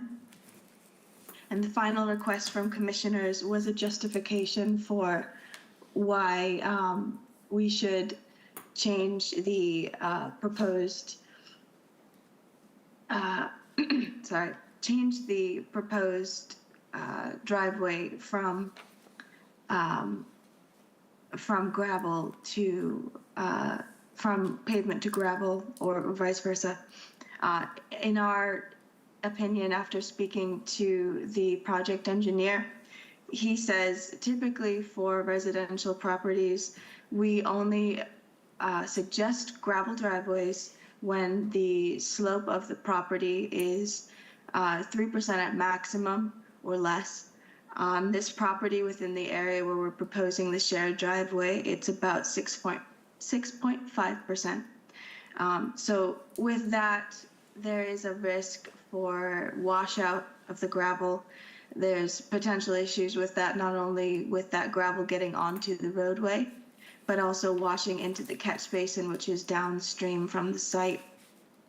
And in addition to that, even though this slope, as the commissioners pointed out, is not incredibly steep on this property, this portion of the property between the 2 Crosswind Farms is a bit of a bowl. So there's a hill to the northwest, and some hills, so slopes on either side of this proposed driveway. And even though they aren't relatively steep, they still will funnel storm water, especially during very heavy storm events, to this driveway, which will be, whether it's gravel or asphalt, the path of least resistance for this storm water.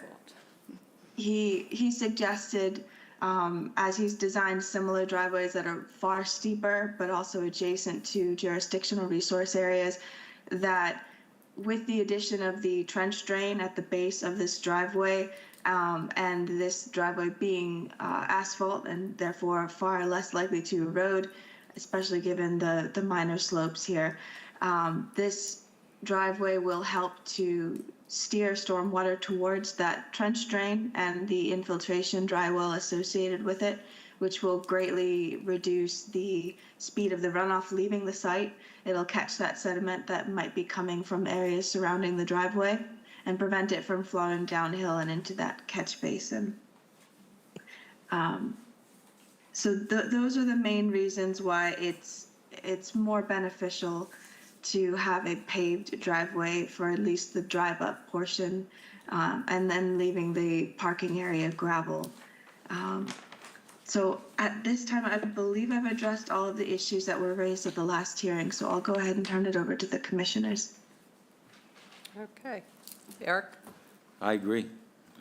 Sometimes it's better to have the asphalt slope with the proper drainage than, 305 Main Street for the certificate of compliance is a good example. Rather than having the gravel in the street or erosion because the gravel's moved off to the side. Yeah, I agree.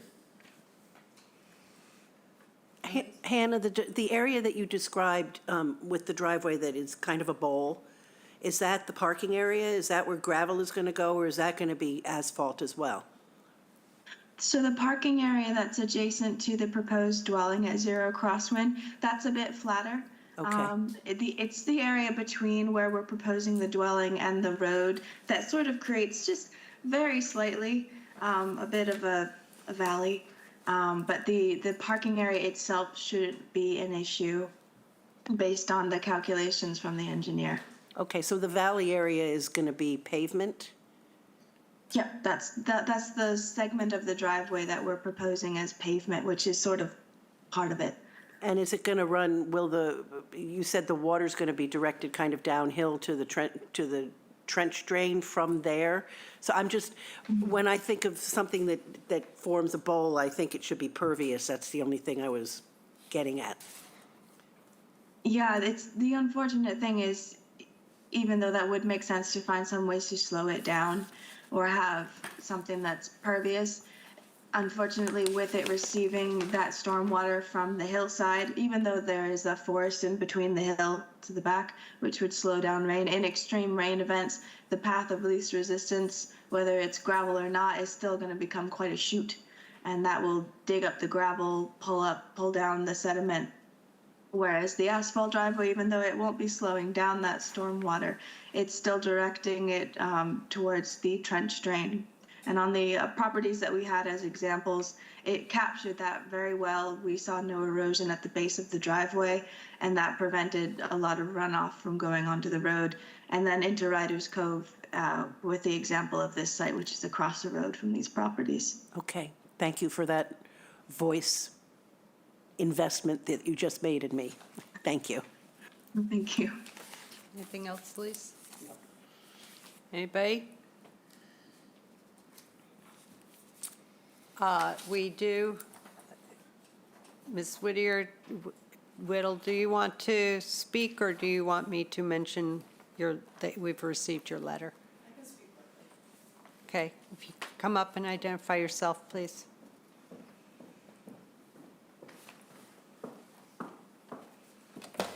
I'll be quick because you're having a long meeting. I'm Carolyn Whittle, a butter to both Zero Crosswind Farm road lots, and I think you're referring to my correspondence of November 20th. Yes. It is my hope that the Conservation Commission will allow the archaeological dig to continue on that lot and to put conditions in place for both lots that require any digging to be done cautiously and that any projects be supervised by a professional archaeologist. I continue to be concerned about the removal and the replanting of trees, as well as any utilities installed because of my power and communication lines. Also, both of these lots have historical value and contribute to the health of conservation land within the ACEC. So I thank you for considering all my requests for conditions and to protect history, trees, and the abutters. Thank you so much. Okay, thank you. So from looking at the site plan, the only thing that is going on to the other Zero Crosswind that is not being developed right now is a portion of the driveway. So I don't imagine that there is huge digging for that, just as an FYI.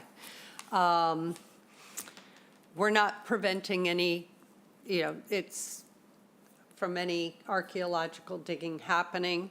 That is up to the owners, and, if we can put in the order that they are careful with their digging, being aware of what could potentially be at the site. As far as you asked about utilities, and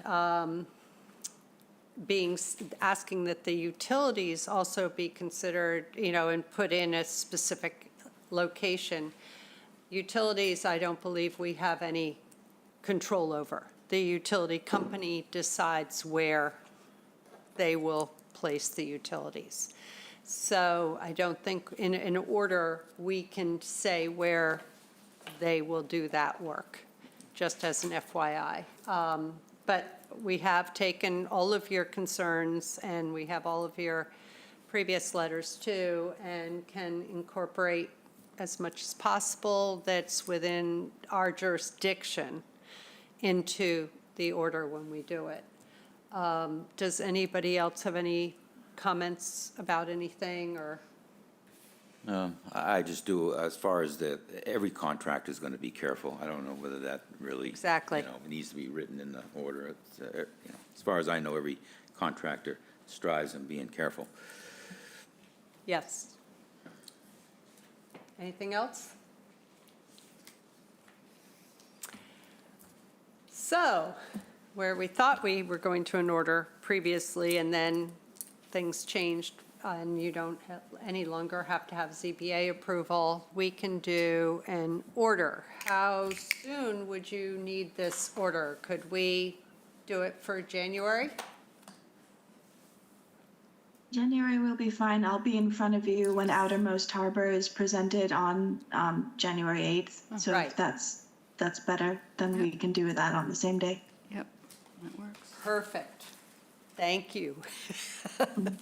We're trying to keep the 18th as late as possible, given that it's only a week before Christmas. So we could continue this to January 8th, 2025 for an order. I move that we continue 0 Crosswind Farm Road to January 8th, 2025 for an order of conditions, and may Hannah feel better by then. Second. Paul? Aye. Janet? Aye. Elise? Aye. Eric? Aye. Bob? Aye. And I say aye. So we'll see you on January 8th and for the order. Thank you. Thank you all very much for putting up with my voice. I appreciate it. Oh, no. Okay, Catherine, the next. Okay, we have a notice of intent at 2 Salt Pond Road, map 17J, parcel 7-4 for Gerald A. Milden, Mass DEP, SE number 10-3704, repair to an existing stone revetment. Okay, is anybody? That would be Bob Perry here? Yes, there you are, Bob. I was looking. Yeah, I was looking too, and I'm on my phone, so I'm very small on the screen, but let me just go through where we left off, please. That would be For the great. record, Bob Perry, Cape Cod Engineering, working with the Milden property at 2 Salt Pond Road. We left off where we went away after discussing the wisdom of having an open-ended order of conditions to do repair work similar to the repair work that had been done, reminding everyone that this was an after-the-fact filing in response to an emergency work authorization. We were asked for a variance letter, which would kind of normally work out. Most coastal erosion management measures are certainly right in the resource, and this is no exception. There's also the adjacent upland resource area access. So that letter was combined with further comments from our side about the wisdom of the type of order of conditions that you would have to issue.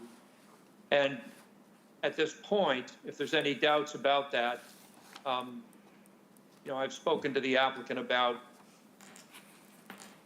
the process for an emergency authorization compared with the process to visit the committee to have a certain level of work authorized under an order of conditions that was valid, and it's not that different. So having said that, the variance process that you have does go into an alternatives discussion, and I believe Catherine was asking for some form of alternative review. So that submittal we made a week ago combines the variance request with a summary of alternates.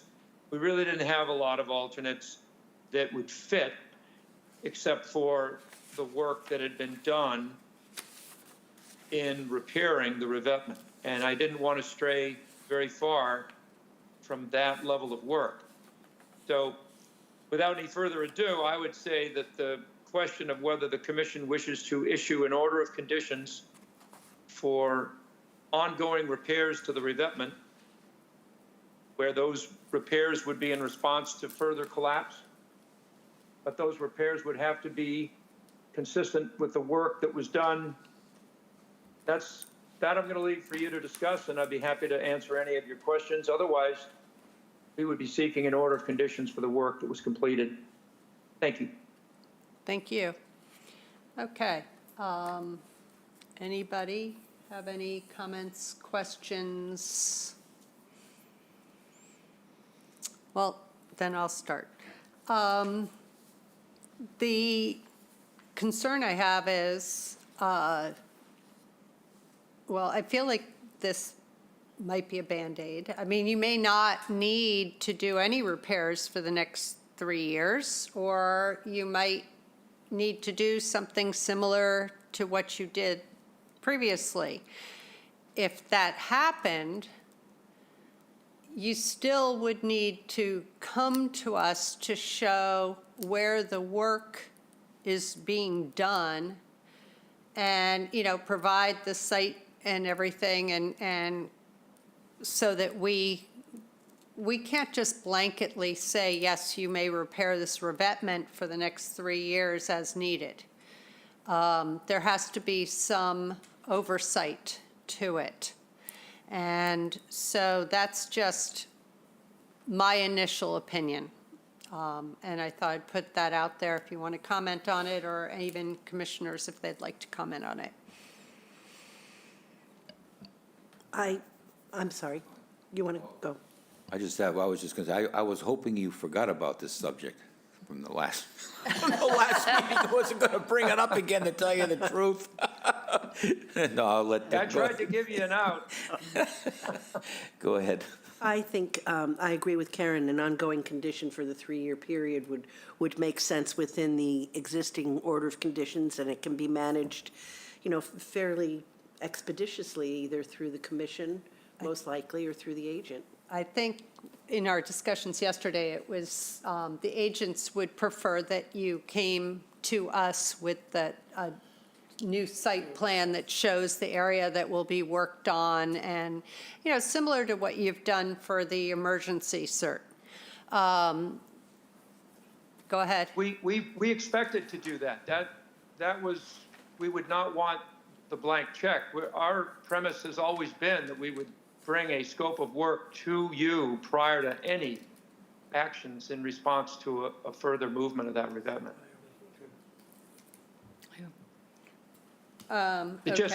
What it would do is it avoids, should there be any more work, it avoids filing another notice of intent after filing another emergency authorization. But the oversight of the work and the governance of whether that work fits into the order, that's a judgment that must be made prior to any work being done there. So essentially, what we're giving you is an order that gives you nothing. I mean, Well, it Well, no, short it circuits the avoids- process. It does. It speeds up the it does process. speed it up, but you still will have to come before us and everything. So I understand what you're saying, which is it does avoid the emergency cert and the after the fact NOI, and I appreciate that. But essentially what we would be doing is giving you a shell of an order that says you have to come before us each time any work's done. Right, but the backside of that comment is that a judgment would be made at that time by the committee whether or not that work is consistent with the work that was first carried out. Correct. Repair work. This previous, after the previous emergency cert, as long as it was similar to that. Yeah. Yeah, Okay. and I realize if you vote to do this, it's a benefit to the landowner. economically. Oh. And it streamlines the process to some extent, but it's limited because it's a limited amount of work. It's we're not proposing to reconstruct this revetment, for example. Oh, no, I get that, and I do understand that it is a less expensive option, and that it would be very expensive to replace that revetment. I'm sort of going to ask for you to be able to see into the future.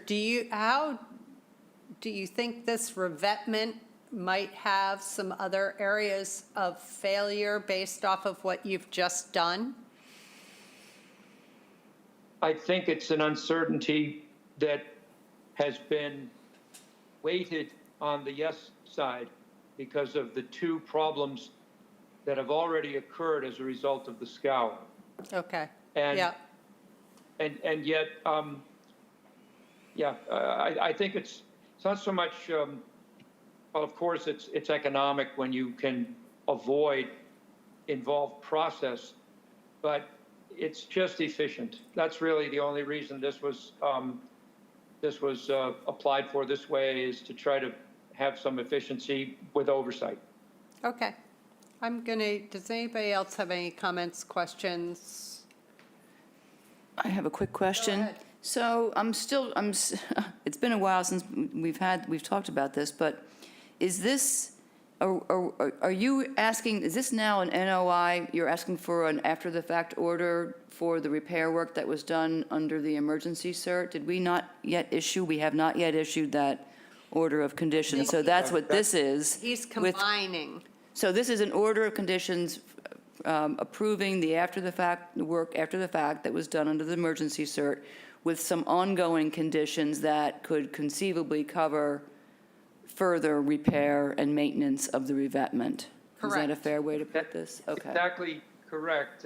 I put an analogy in my letter to you about beach nourishment, where you provide an ongoing, not entirely unfocused, but ongoing process for repetitive machine action, deliveries, access, and placement of materials in a coastal beach resource area. I didn't see this as being dramatically different as long as the work is similar. Okay. It's very different than what we usually get, and Because when revetments or other structures are constructed, we generally have ongoing maintenance and repair conditions that, so it's not significantly different than that. except that they're not redoing the whole revetment. Right. I think at this point, we can go to an order. Yeah, we can. And I would prefer to do it for January. Is that okay? Absolutely, yes. You have a choice of the 8th or 15th. Let's go for the 8th, if it's convenient for you. Thank you. Well, it's convenient. Gives bet us a you've got few weeks. No, got it's a book fine. Backlog, I'm sure. All right, we're ready. Okay, I move that we continue 2 Salt Pond Road to January 8th, 2025 for an order of conditions. Second. Paul? Aye. Janet? Aye. Elise? Aye. Eric? Aye. Bob? Aye. And I say aye. Okay, thank you. Thank you, and take care. Merry Christmas to you all in advance. Bye-bye now. Thank you. You too, You Bob. too. Okay, Catherine, we're ready for the next. Okay, we have a notice of intent at 44 Waterview Circle, map 3C, parcel 64E-J9 for Grace DeLeonardis. I know I'm going to screw that up. Mass DEP SC number 10-3705, proposed construction of a deck and sunroom within the existing footprint of the deck at the rear of the house. Okay, thank you. Good evening, or good afternoon, Commission. This is Cameron Larson. I'm coming in over Teams here. Can everybody hear me okay? Yes. All right, excellent. So we opened up this hearing last month for 44 Waterview Circle. Just to refresh everybody's memory, I can share my screen and show the plan. Okay, go ahead. All right, that should be coming up now.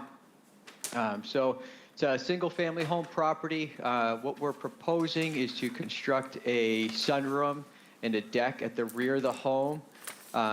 The proposed sunroom and deck are entirely within the footprint of the existing deck at the back of the home, so we're not expanding that footprint at all.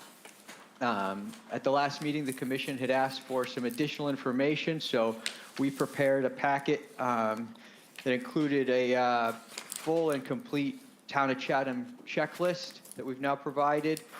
We provided a detailed performance standard analysis to address the work within the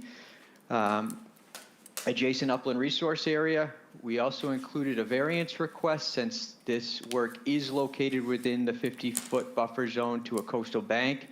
The contractor provided details on the work and construction protocols, and we also provided a revised site plan that shows the buffer zones to that coastal bank, as well as an erosion control line and a detail for that erosion control. And then lastly, what we provided was a mitigation plan, which I'll switch over to now. The mitigation is being included in this proposal to account for the proposed concrete slab underneath the sunroom and deck. Currently, that exists as gravel. The commission had asked that proper mitigation be included since we're proposing to convert it from gravel to the concrete. So we've done that at a 2-to-1 ratio. We've included your table right here on the plan that shows the exact changes as well as the required mitigation. So with that, I think that kind of summarizes what we've provided at this point, and I'd be happy to address any questions that the commission may have. Thank you. Would anybody like to start? One thing I will say is that the people who get paper just got it today, because I don't think it arrived to the office even until this week. And so I'm not. So unusual for us on digital people to be, to be advantaged. It is. Usually we're the ones And, who like, where is it? You know, I think not everybody's had time to truly review it. Just so you know, we may need to continue this because I'm not sure everybody will be ready to ask we'll have enough questions or comments for you at this point. But just, I wanted to give you that information. But anybody want to start? Yeah, I'll start. Go ahead, Eric. It didn't take me long to figure out this plan. To me, it's a lot to do about nothing.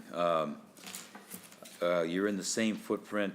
You got mitigation. I mean, this applicant should get a gold star on stewardship and preservation of the land that was there. Probably hasn't changed much since it was built. The back lawn area, I think it's a Cape Cod lawn. I don't think it's irrigated. It's got a small backyard, nothing but woods. And then what I do is I look at the neighbors to see how they did with their neighbors. And I go to one side, it's wooded, and I go to the other, and it's you know, and I see the difference. To me, this is, as far as whether a shed was approved or what have you, if it's an old shed that's probably been there a long time, just put it on the plan and move on. I have no problem with this project at all. Thanks. May I just as an aside, ZBA says that you need to go before them for the work within the 50 to the top of the bank. And have you applied for that yet? We have not, nope, not that I'm And aware they of. say that you should be including in that the building height and building coverage, just so that you're aware. Great, thank you. All right. Everybody else, go ahead. I just wanted to clarify, because I had been reading over and over again that it's built in the same footprint, and then I noticed on the coverage table, you've got an increase of 340 square feet. I'm assuming that is the concrete slab that's taking the place of the gravel currently underneath the deck? Is that what that is? You assume correct, so. Okay. Okay. That's right. I couldn't figure out any other thing that would explain that 340 square feet. And just as somebody who is always touting the importance of plantings at the top of coastal banks to have a vegetated buffer strip, thank you for putting your mitigation right there. Anybody else? Bob, go ahead. Yes, at the last hearing, we did ask about the shed and the walkway down to the water. And the shower. And the outdoor shower. Did you find out any information, any history about those? So we reached projects? out to staff. Yep, so we reached out to staff to see if, you guys had anything in your records. The only thing that staff was able to dig up for us was a building permit for the shed. There was nothing specific to conservation. It was unclear if there was any type of signature or review required by conservation at the time of that shed permit that was issued from the building department. Aside from that, there was very limited filings. There was, I guess, no filing either for the actual house that was constructed, which I believe was constructed in 1993.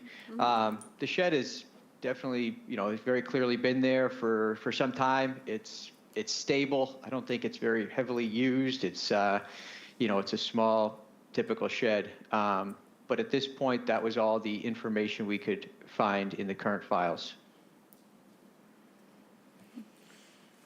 I mean, I'd like to see the mitigation increased based on the shed, The shower. the shower and the timber steps, the walkway.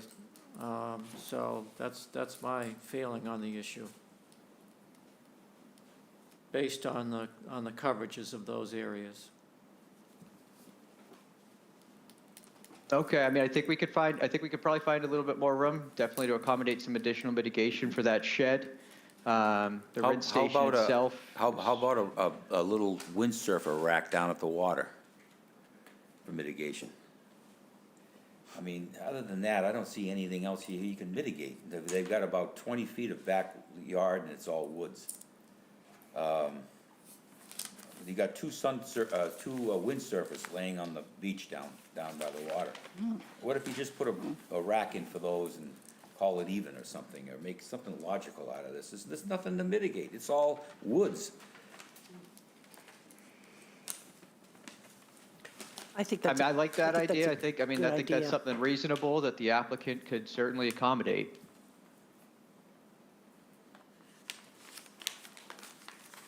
Anybody, anything else?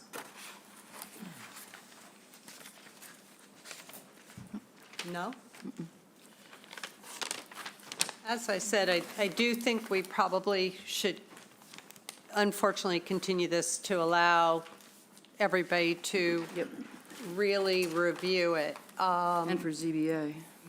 And you also need to apply to ZBA, so if you could get that done, because who knows when you'll be able to be heard, and we won't write an order until after you've been heard from ZBA. So we need that. All right, yeah, I was not aware that you guys were going to require an approval from ZBA prior to issuing your order. Our Well- thought was that we could at least get things wrapped up with conservation, get everything set. You guys are probably going to require, more site work kind of stuff, and I guess regarding the mitigation than ZBA is going to include. So Right. we wanted to make sure we had things with you guys finished up. We just don't like to write the order and issue it and then find out ZBA changes your plan in some way. So what we normally would do is we would send a letter to, that can be sent to ZBA before that meeting saying that it is approvable as it's been presented to us.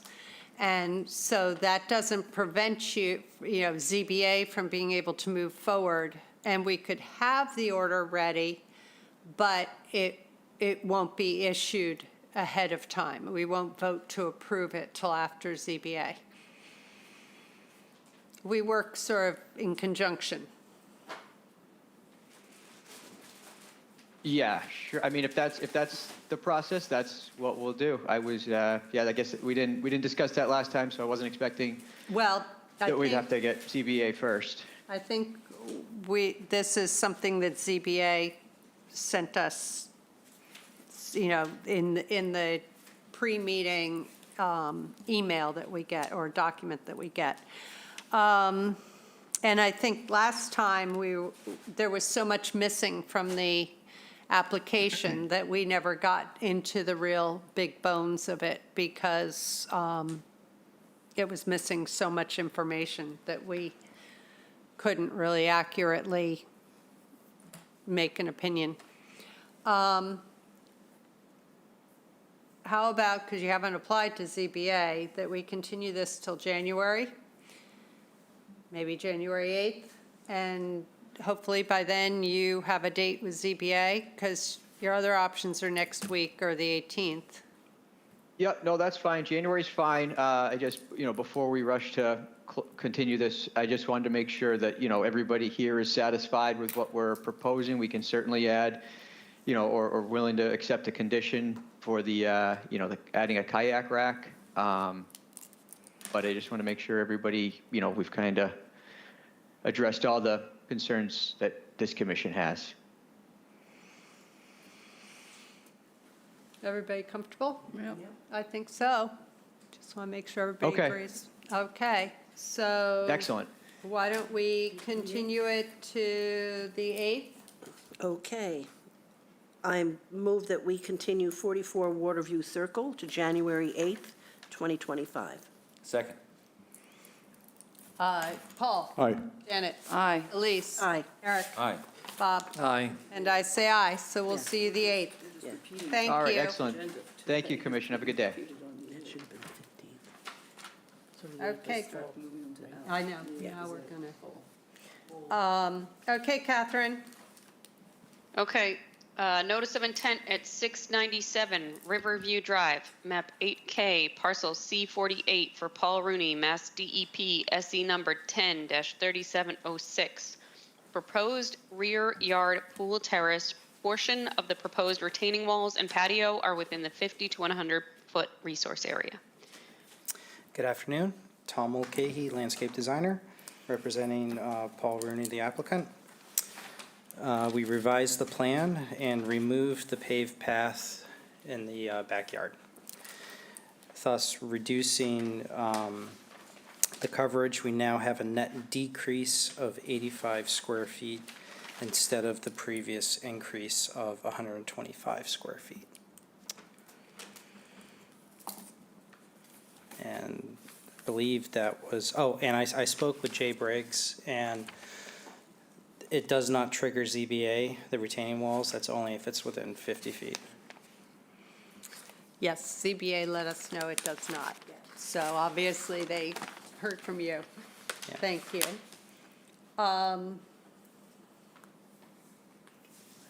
Anybody? Elise, do you have anything, or? Is there demarcation of the meadow on your plan? There is not. It's just the edge of vegetation. Do you think we want demarcation for the meadow? I look at Mr. Demarcation at the end of the road. Yeah, I'd like to see some, just so it doesn't get mowed over. Okay. What are we talking about? The addition down below and then keeping them from mowing it, or the whole? The meadow area, all of so it? they don't, where is it? Oh, okay. I was confused because I just talked about the mitigation was to bring it from the bottom up and then put a little fence in to keep them from mowing the. Something like that. In lieu of that, we removed the stone path. Oh, so you Yeah, the picked stone up your. path is completely gone. So you picked up your square footage completely? We picked it up, now we have a net decrease. Oh, okay. So you don't even From what need was to- yeah. previously proposed. As far as the meadow goes, well, you know how that goes, do you want to stop from touching it? Is that what you want to do? Well, it's going to be mowed, it'll be mowed on a schedule. Yeah, which we need to let you usually know once a what that year. is So, too. yeah, currently, I spoke with the homeowner, it gets mowed once a year. Yeah. And that's what I'm That's fine with us. recommending in Well, my notes. which month? I or- left it up to the conservation Okay. agent to determine that in the order. Yeah, I would say October. October? Yeah. Okay, anything else? Anybody? Then we can go to an order. How about the 15th of January? That's Is fine. that, Yep. okay, because we're now, the 8th is getting The 8th is full. pretty full, and we don't even know what's coming in. So that will be January 15th, and if we could have a motion. You've got it. I move that we continue 697 Riverview Drive to January 15th, 2025 for an order of conditions. Second. Paul? Aye. Janet? Aye. Elise? Aye. Eric? Aye. Bob? Aye. And I say aye. Okay. Thank So you. we'll see you the 15th. Thank you. Okay, Catherine? Okay, we have a notice of intent at 33 Pine Bluff Road, map 2A, parcel 36, for Mike and Patricia Mortis. Map 2, SE number 10-3709, invasive plant management and planting activities. The applicant has requested a continuance to January 8th, 2025. I know. I move that we continue 33 Pine Bluff Road to January 8th, 2025. Second. Paul? Aye. Janet? Aye. Elise? Aye. Eric? Aye. Bob? Aye. And I say aye. Okay, Okay. notice of intent at 340 Witter Road, map 13K, parcel W13 for Bassing Harbor Realty Trust LLC, Mass DEP SE number 10-3711, demolition of existing dwelling, construction of a new dwelling and swimming pool within the buffer zone to a coastal bank. Hello. Good afternoon, David Clark, on behalf of the trust.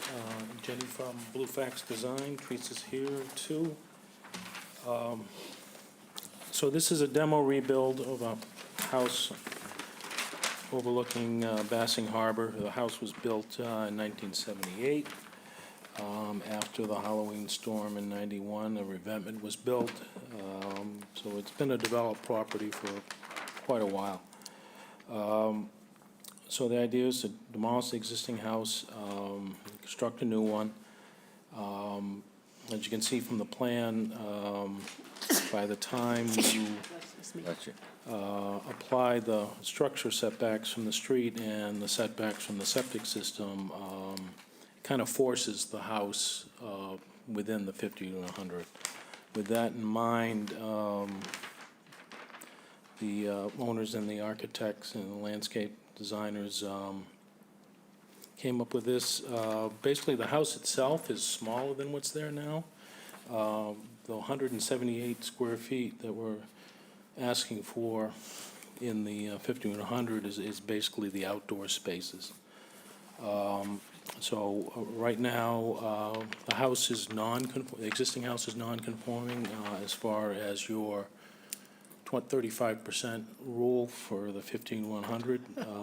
Like I said, we are asking for what we feel is a very modest increase of 178 square feet, and we have submitted a variance request for that.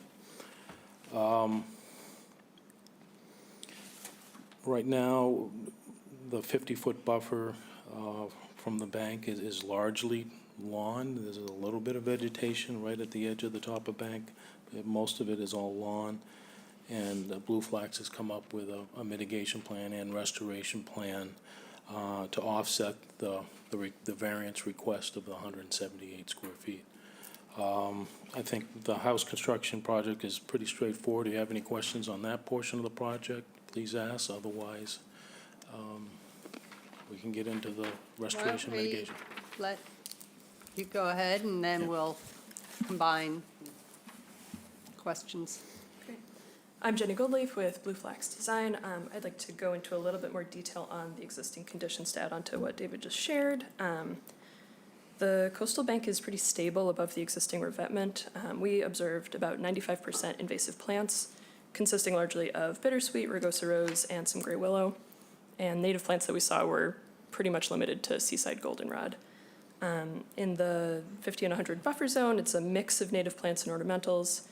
Native-wise, we saw spruces, white pines, pitch pines, American holly, some red and white oaks. The issue there is that several of them are compromised with really dense tangles of wisteria and sweet autumn clematis.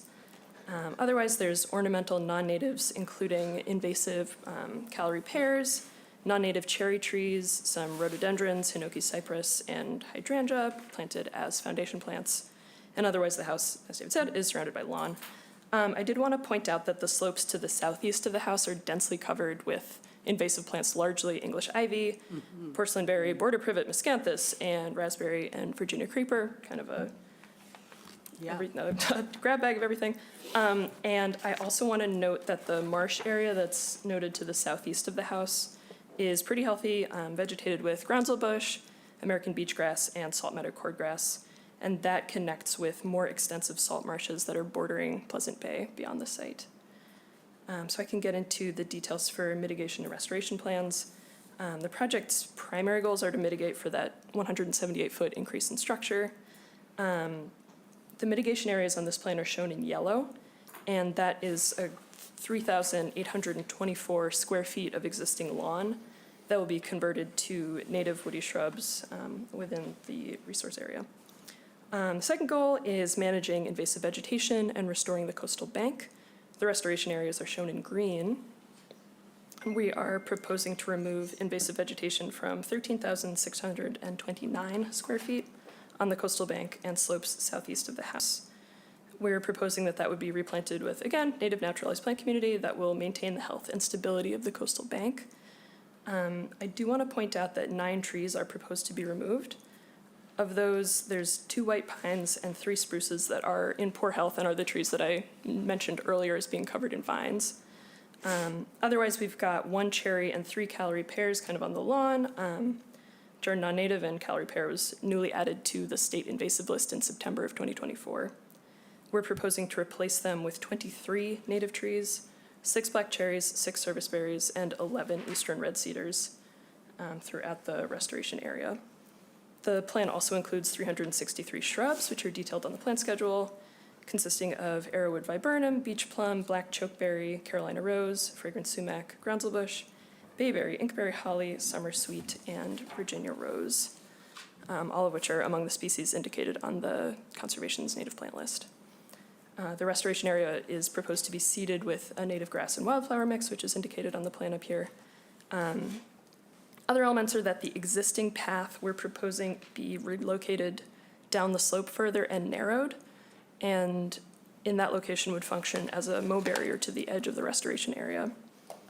We're proposing that the existing area that's adjacent to the salt marsh would be selectively managed for invasive species and then maintained as meadow and mown annually. We're also showing an additional restoration area outside of the jurisdictional zone, simply because we're planning to manage invasives outside of the restoration area as well. So altogether, these restoration and mitigation areas combined would create over 17,000 feet of unfragmented vegetative buffer strip on the top of bank and the edge of the salt marsh. We anticipate that managing invasive plant species will reduce competition with native habitat, resulting in higher value cover, forage, and breeding habitat for the coastal bank, salt marsh, and vegetated buffer zone. We're also anticipating that that will protect the water quality of Pleasant Bay by increasing vegetation to slow and absorb stormwater runoff. Thank you, and we'll discuss whatever questions you have. Thank you. Anybody have any questions, comments? I have one question. Go ahead. On the existing versus proposed, you say there's a slight increase of... Paul, you guys have to... I'm sorry. You show there's a slight increase of 178 square feet from the existing to the proposed. Yes. But I don't notice on the proposed a driveway. The driveway's out, oh, actually, a very small portion of the driveway is within. I'll check to see if that's part of the calculation. Because it looks, the place is really well staked out, by the way, it's really clear. But from the looks of the stakes, it looks like a pretty substantial driveway. It is a substantial but it's driveway, but outside only a of our very small jurisdiction. portion of it is within 100 feet of the bank. Okay, gotcha, okay. Just that upper northeastern okay, that little explains that. corner. Yeah, but you're right. It is a substantial driveway.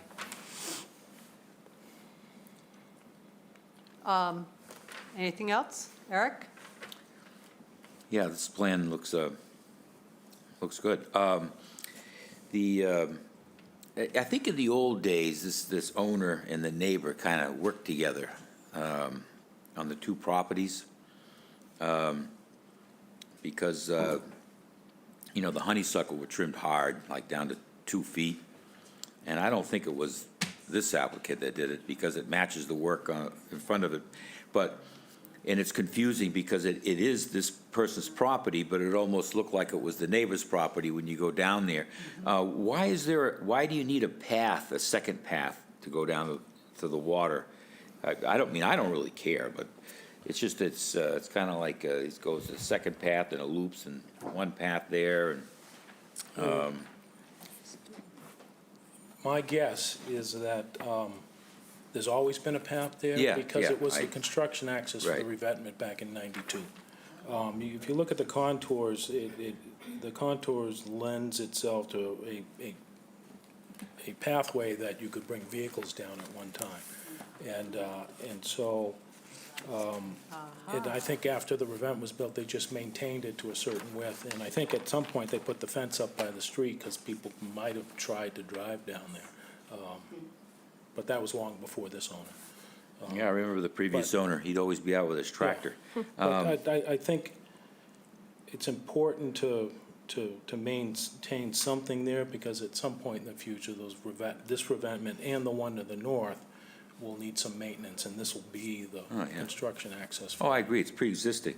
On the right side of the path going down, what are you gonna do, remove all the honeysuckle to make it a meadow? A question for the planting people, I'm sorry. Yeah, on that southeast corner. Yeah. Yeah, so the intent is to manage the invasives that are there currently and maintain it as a meadow going forward with a couple of shrubs. So it's just pulling out all the honeysuckle and redoing, okay. Yeah, I mean, there's good mitigation here, it's, Great mitigation. yeah, the house is pre-existing, so I have nothing else to say. Anybody? I have a quick question, David. So trying to determine from standing up by the side of the house, the pool, and looking at the slope going down, it looks like the pool is going, I mean, that's quite a steep slope, the part that's covered with ivy and where the pool is going to be under those existing trees that I think are coming out. But I don't see any big retaining walls on here, so The how pool is it? itself is the retaining wall, so it's gonna be a freestanding pool. Huh. So how far in ground and how far above ground? Oh, well, I'll have to get a structural engineer to design that, but at this point, it hasn't been designed, but, So as the ground slopes, the deck will come off? the and deck is then- up at the first floor level, Yep, and so is the pool. So there'll be room underneath the deck, so you can actually occupy the space underneath that deck between the pool and the house. so the pool will be set in the deck and then we'll act. Well, the deck will surround the pool. Yeah. So the concrete's Yeah. going all the way up to the first floor deck level. Yep, okay. Wow. Yeah, okay. That's to avoid filling all that area. Yeah, because I kept looking at it going, it's gonna be, the regrading here and the fill is gonna be Oh, I'm sorry. astonishing. I misspoke. Nope. That area between the pool and the house is, The area between the pool and the house, there's a retaining wall in that area between the pool and the house. I worked with Wendy on that. Okay, so that. oh, But that's this outer wall is the retaining wall of the swimming pool. So there's no additional fill going in to the south of the swimming pool. Okay. So that the pool wall itself acts as the retaining wall in this location. Okay. Yep. Sort of like 97 Slippy. Remember how that whole big concrete wall is Yeah. the retaining wall for the bank? Thank you. You just have to hope the pool is never fail. Thank you for that. That's eye-opening. Anybody? Yeah, I can go. Go ahead, Bob. The cluster of spruces on the south end, they're all coming out. As marked, I believe there's one pine or spruce that's remaining. So there's one or two in good shape Yep. that will remain. Okay. And you're going to put some protection around that tree, or? I don't know if we've specified that, but whatever makes sense. Yep. I'll Some add kind that. of fencing or something just to protect it during the 2x4 construction? construction fence or something, so it's visible as well, Yeah. more than anything else. And the meadow, will that be demarcated with fencing or something like that? We haven't indicated fencing on this plan. I think the mowed path is kind of intended as one of the edges, but if that's something else we should include.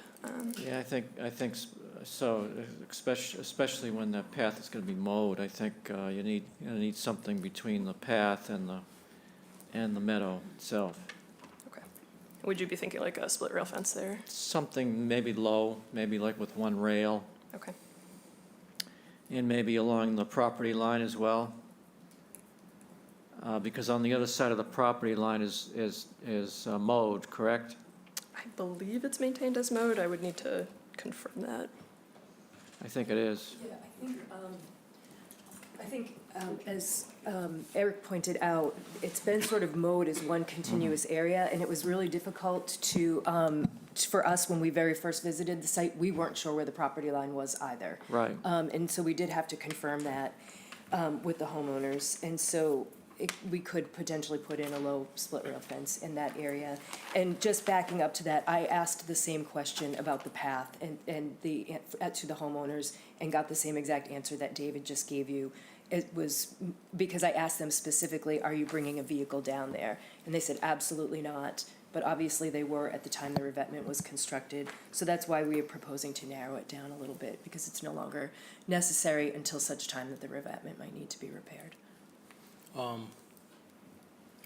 One drawback to putting a fence down there, it's within the floodplain, we'll have to go to ZBA. This project right now does not have to go to ZBA. Oh, yes. Well, how about stone or something like that, field stone or? We'll consult with the zoning people and find something appropriate that doesn't trigger a zoning review. Okay. As well as the other mitigation areas up against the lawn. We're going to need some demarcation as well, probably with the same material. Our hope was that the woody vegetation, the shrubs, would act as that demarcation at the top of the bank so that people, it would be clear that there's shrubs at the top of the bank and it wouldn't be a mowed area. So we are planting that with native grasses and wildflowers, but there are going to be shrubs planted in there as well. That's that additional vegetated buffer strip at the top of the bank. Okay, fair enough. And how about a planting plan for the dwelling, foundation planting and so forth? So most of the front foundation planting is outside of jurisdictional areas, so we did not include that. If there are any plantings that are proposed within jurisdictional area, we can bring that back to the commission. We haven't gotten that far yet. So we could certainly bring that back. You could condition it, and obviously we would design it so that it met the commission's requirements that no more than 25% be non-native. I think there's enough room outside of the 100-foot buffer to allow us to plant some non-native vegetation, ornamental if the homeowners would prefer that. Mm-hmm. Okay, that's all I had. Thank you. David, I love how you have your deck going right along the 50 line. Well,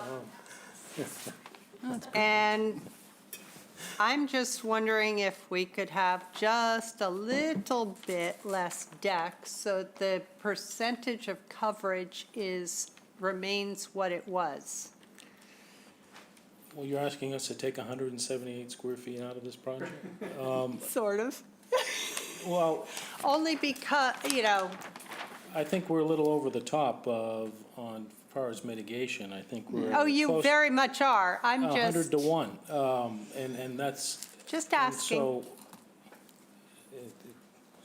You know I had to ask. Yeah, oh, I mean, sure. after the previous one you had, I couldn't just not. I do want to say that, just understanding the background of this project, it was originally proposed to have additional patio and stairways down and an entryway to the basement on the north side of the house. And we really worked hard with the homeowners and the applicants. Oh, I get it. Getting them to understand that the deck space was more important as far as their recreational area, and that having a connection, there's only the one location for the swimming pool is where it's being proposed right Right. now.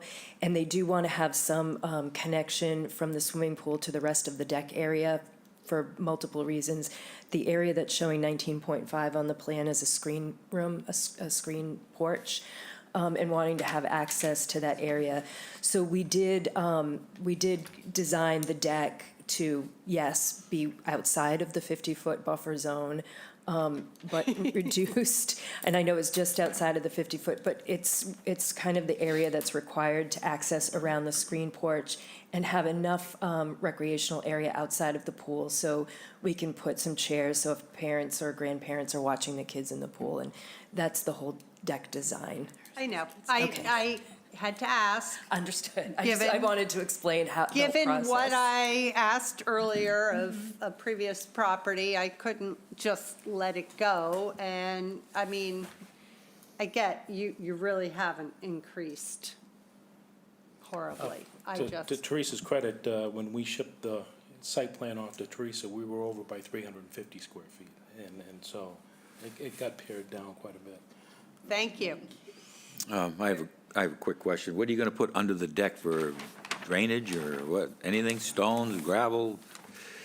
There will be gravel underneath the deck. Yeah. There's no slab or anything proposed underneath the deck. There are windows. There's a gym or workout room underneath there, so there are windows. So underneath the deck will be open gravel just to allow some light underneath. Yeah, okay. Thank you. Anything else? I have something. Go ahead. The lawn, is the existing irrigated? Yes, it is. So you'll have an irrigated lawn again? Yes. Okay. Thank you. Okay. It'll be all fescue, you won't need much. Yeah.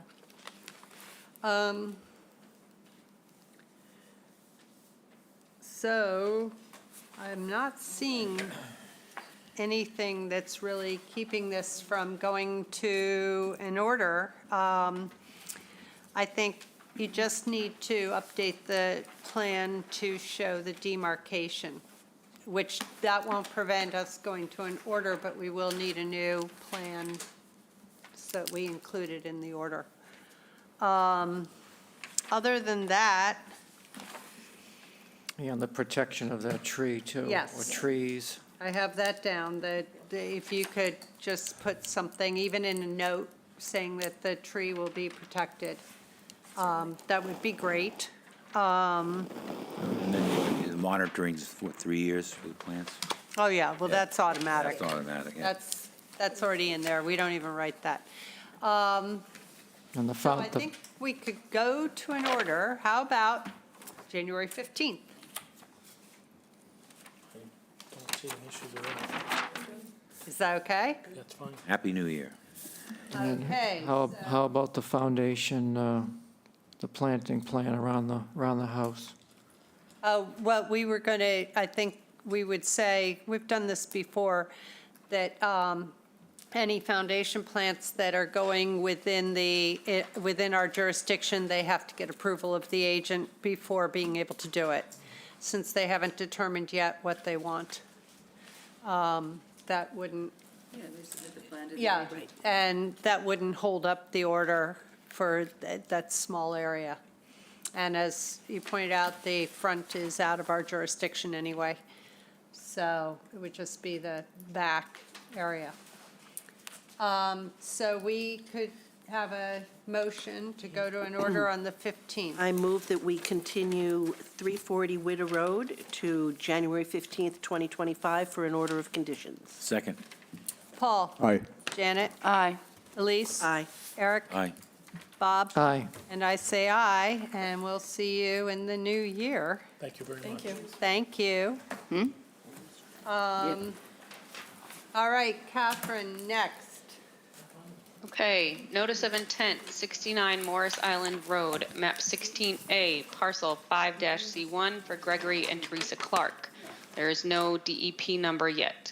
Construction of a swimming pool, walkway, reroute existing gravel driveway, privacy fence along the driveway, replace existing arborvitaes, remove basketball court, remove fenced-in garden and mitigation. The applicant has requested a continuance to December 11th, 2024.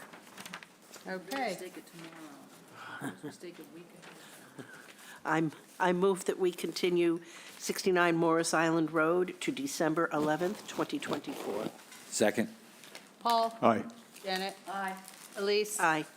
Eric? Aye. Bob? Aye. And I say aye, yes, Teresa? And if I may address the commission, the site has been staked. And It I want to, is? yeah, it was Today? staked today, yes. And I want to give you my sincerest apologies. We took over the filing from Ryder and Wilcox, and it got lost in that translation, so my apologies for that. No, thank you. Okay, thank you. Yes, the table, exactly. That's correct, yes, thank you. Thank you. All right, Catherine, next. Okay, on to certificates of compliance. We have a certificate of compliance request at 305 Main Street, map 16C, parcel 33, for Henry and Susan Emerson, Mass DEP SE number 10-3519, demo cottage, construct new cottage, construct addition to existing dwelling, and construct driveway. I recommend approval for the certificate of compliance. No work was completed under this order of conditions. Okay, then we can have a motion. I move, Okay. I have Okay, serious Eric, go ahead. issues with this Okay. certificate of compliance. I don't know if anybody went here, but the number one easy thing that I can't stand is all the demarcation stakes, not all of them, there's still a bunch of them stuck in the ground by the edge. There's some laying in the area that was mitigated. It's just a matter of cleaning up after yourself. And the green mesh on the backside, that plastic roll is still there. That should be removed. The green mesh roll along the edge of the driveway is the only thing keeping the mitigated area from washing out. I don't know why. That was terrible to gravel that steep bank, and I almost needed a four-wheel drive to get out of the driveway because now the gravel's all moved to one side of the driveway, and the water has nothing to slow it down, and it's going into the mitigated area. So the mitigated area is the soil is, it doesn't have a chance to adhere to anything, so it's completely washed all the time. Also, I noticed that there's in-ground irrigation head, or at least one, I don't know, in the mitigated area. It probably was the old lawn from before. There's also an irrigation box, I don't, that's not a big deal in the mitigated area. But also that there's a little green lawn in front of the cottage. Maybe it was permitted, I guess.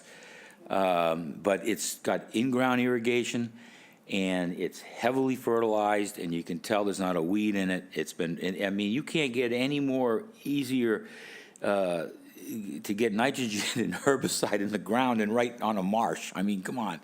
And also the banking that's across the driveway from the house. I'm not an expert, but I did some testing, and I think all the little woody plants are dead on the banking. I'm pretty sure they are. The grasses did okay.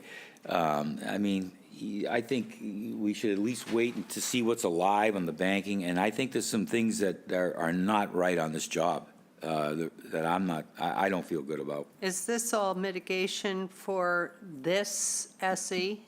Because this work was never done. I'm confused about that, because there was this huge demo project, and they built the new cottage, and they did all of this Yeah. stuff, and there are these outstanding issues about, irrigation and fertilization. I don't know what this SE guys. number, yep, Yes? is. So there was originally somebody who was going to buy the property. They proposed this project. They never went through with it. Then they sold the property, and that was the new SE number that has started. Wait, so you said, Okay. so when we issued that order, there was already an open order that that wasn't closed we out? never knew. That we didn't know about? Okay. Yeah, Because I had told Weird. David Clark that it needed to be closed out, and he was just kind of, I think the owner was being difficult about it, because he ended up calling me and asking why it needed to be closed out, and so eventually I got him to do it. Okay, so this is for not the work that Eric was seeing that we've seen. This is for a Yes. previous that never was done before it's Yes. sold. Okay, then I think we can approve it. So I 'cause just we're not wasted a- all my time on that. Yes, but No, now but if they're watching, they'll Yeah. know what they have to do Oh, to yeah, get it's the. it's a mess. It is a mess. Yeah. Go ahead, Bob. Embarrassing. Yeah, so the cottage that was never raised and rebuilt is on School Street, actually, I think. Is that correct, Crystal? Yeah, but it's still part of this property. Yes, Yes. it is, definitely on School Street. But the work that you're talking about was for the previous order. This is for an order that, I mean, I know you, Janet and I, were you on commission, Elise, when it? And we didn't know there was an outstanding order when we approved, remember they were selling? And they wanted, the sale depended on us and ZBA and everybody approving the plans, and we did. And not realizing there was already an order out, and this is for that not realized order. So, thank you, Crystal, because I didn't understand that part. So I think we can approve the closing of this one. Right. Because it has nothing to do with all that work that has been. I have to say, I just did a universal search on my computer for this SE number, and I pulled up the draft order of conditions for the project that we're talking about. Yeah. It's SE 103519 for demolish existing cottage, construct new cottage, construct addition to, and this is it. This is David Clark and Blue Flax. This is the project that we know so well. It's listed as 3519. So there's something screwy here. There's something wrong with the. Crystal, can you help us at some point? If you do a Yes. search for 305 Main Street, there's a newer SE number. Well, I'm looking at, so an order of conditions from 2021. The order was reviewed and approved at a draft, at a work session on December 2nd, 2021, with this SE number on it. Huh. Yeah, and there's one more recent, a newer one, because this person never bought the property. But 2021. Did we do it twice? We went through- we went through it twice? We did it Yes. again? I don't remember Yeah. doing it twice. Oy. Maybe it all kind of melted together. I know, 305 has been around. But whatever know. you do, don't let this slip through your fingers. Let's not issue anything at the moment. Catherine, can you search Teams? I can't do it on my iPad.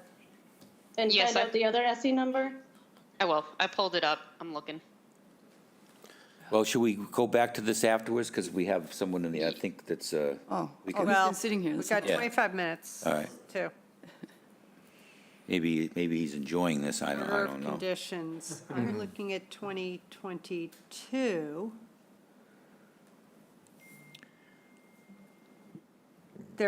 In 2022, there's an order of conditions for 305 Main Street, and it is, It's too small. Enlarge it. Read the number. Where's the SE number? Oh, 3569. That is exactly what I just pulled up. Yeah, so that's the project that's going on right now. That's Okay. in March of 2022. All right, Yes. there we go. So we can approve the certificate of compliance for this one. For 3519. Yes. And the other one hasn't been closed out yet. No, and it won't be. Okay, here it is. I'm finding it now here. This is, nope, that's not it. 2022, yeah. Isn't that funny? I just don't remember that we went through it twice. And we would have, you'd think we would have said, isn't there another order? You would think, but were we 305 Main all, Street. we were meeting in person then? Or were we meeting No, we were remotely? remote. That may have been part of the issue.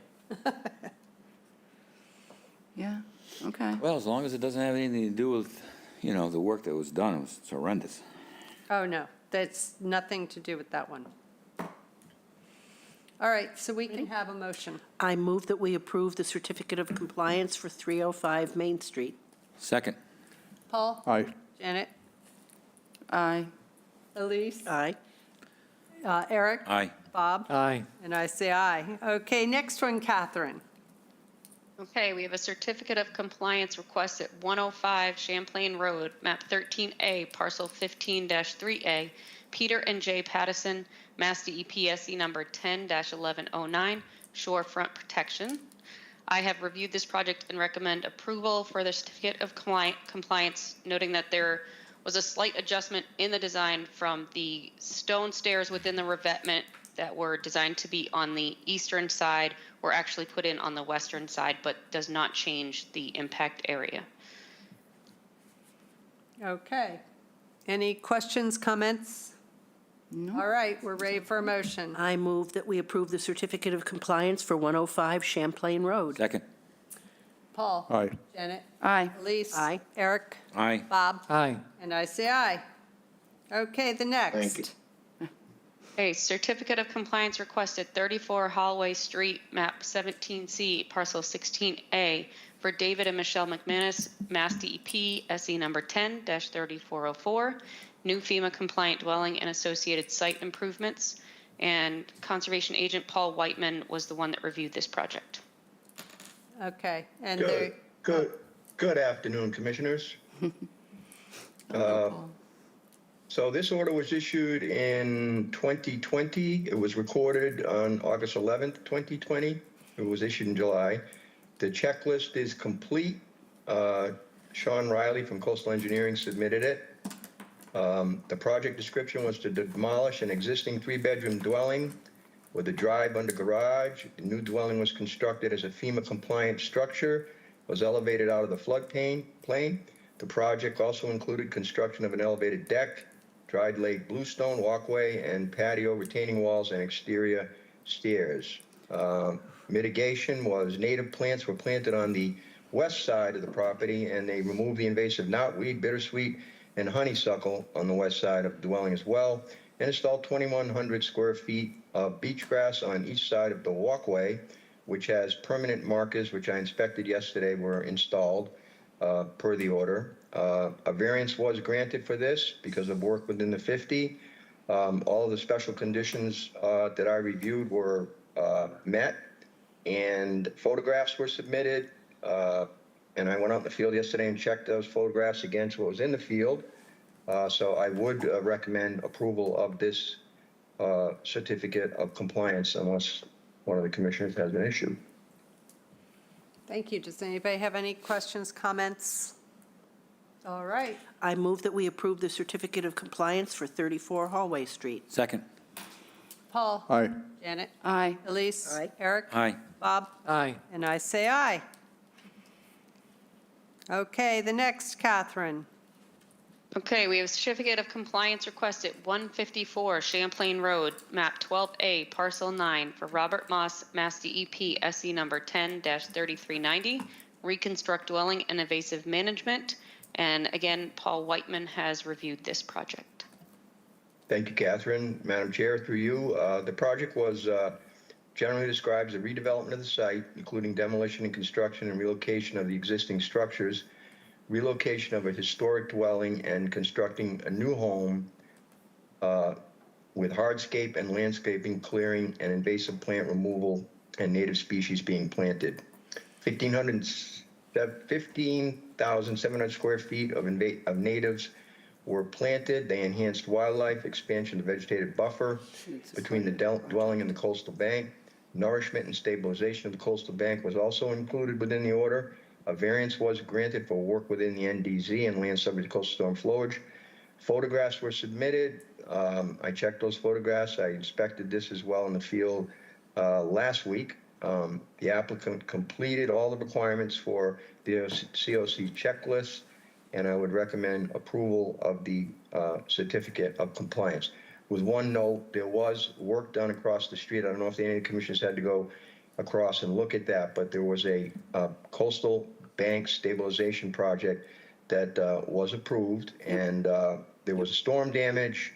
They called me and asked me to go out and allow them to, since the order was still open, to redo it. So there's jute netting out there with staking in it, and the beach grass hasn't quite taken because of the drought we had. They're going to continue with that, but Ted and I inspected it. Ted was very happy with it, and again, I would recommend approval. Okay, anybody have any questions, comments?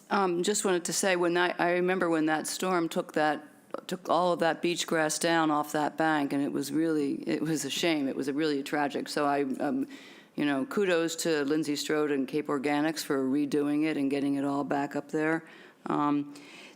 Just one question, Paul. The planting plan called for native shrubs along the roadway on the water side. And it looks to me like they've planted beach grass right up to the, whatever you call them, the bollards that are there. I don't see any shrubs there. Is that? Yeah, you're correct, Janet. I think when they went in and did the bank over again, some of those plants probably didn't survive as a result of the drought, and they just kind of went all the way up to with the beach grass, and the netting almost goes all the way up as well, but it's very stable at the moment.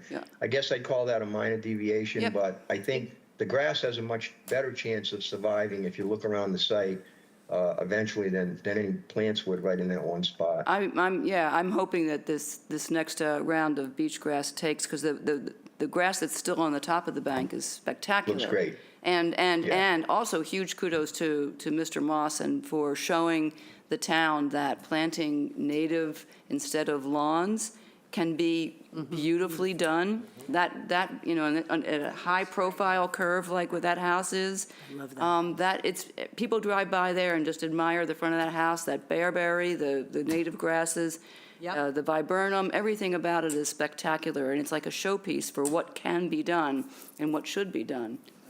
And I'll also say those grasses are great habitat for the rabbits, because every time I walk that beagle past there, she finds they're in there. So anyway, it's great. It's a beautifully done job, and I'm sure the bank will eventually recover. Yeah, I worked for Bob Moss for many years, and I can guarantee you that he pays attention to detail, and this will always be maintained correctly. Good. Oh, it's beautifully maintained. That's what we like to hear. Yeah.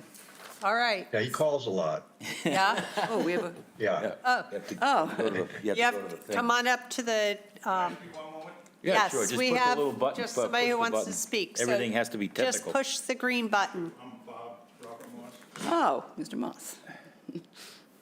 Thank you. Yeah. Nice Thank being here you. again. Haven't seen anyone for 5 years. Yeah. Mostly familiar faces. And Eric goes back 30 years, but and nice to see you on the board here. I didn't really realize that. Just an update on the bank. So the plants were all planted on the top of the bank according to the plan.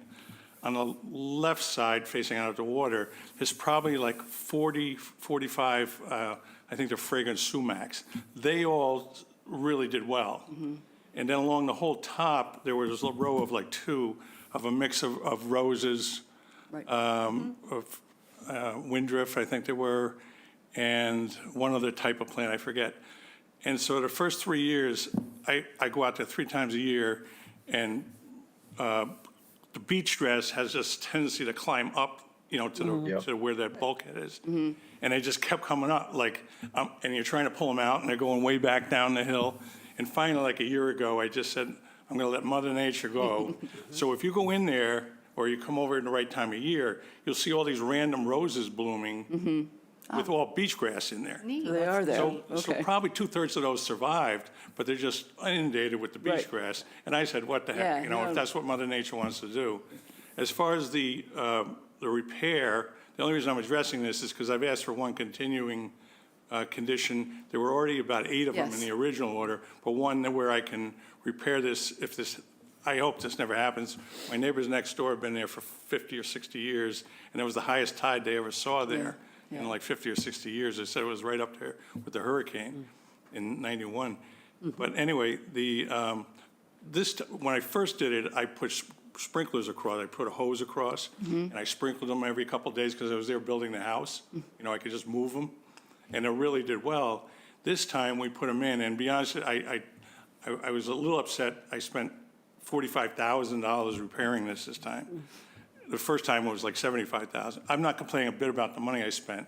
So I had them put just like one grass every 12 inches, and you really should put like 2 or 3. So I already put my order in at Cape Cod Organics. Nursery over there, and I'm getting 2,500 plants in April.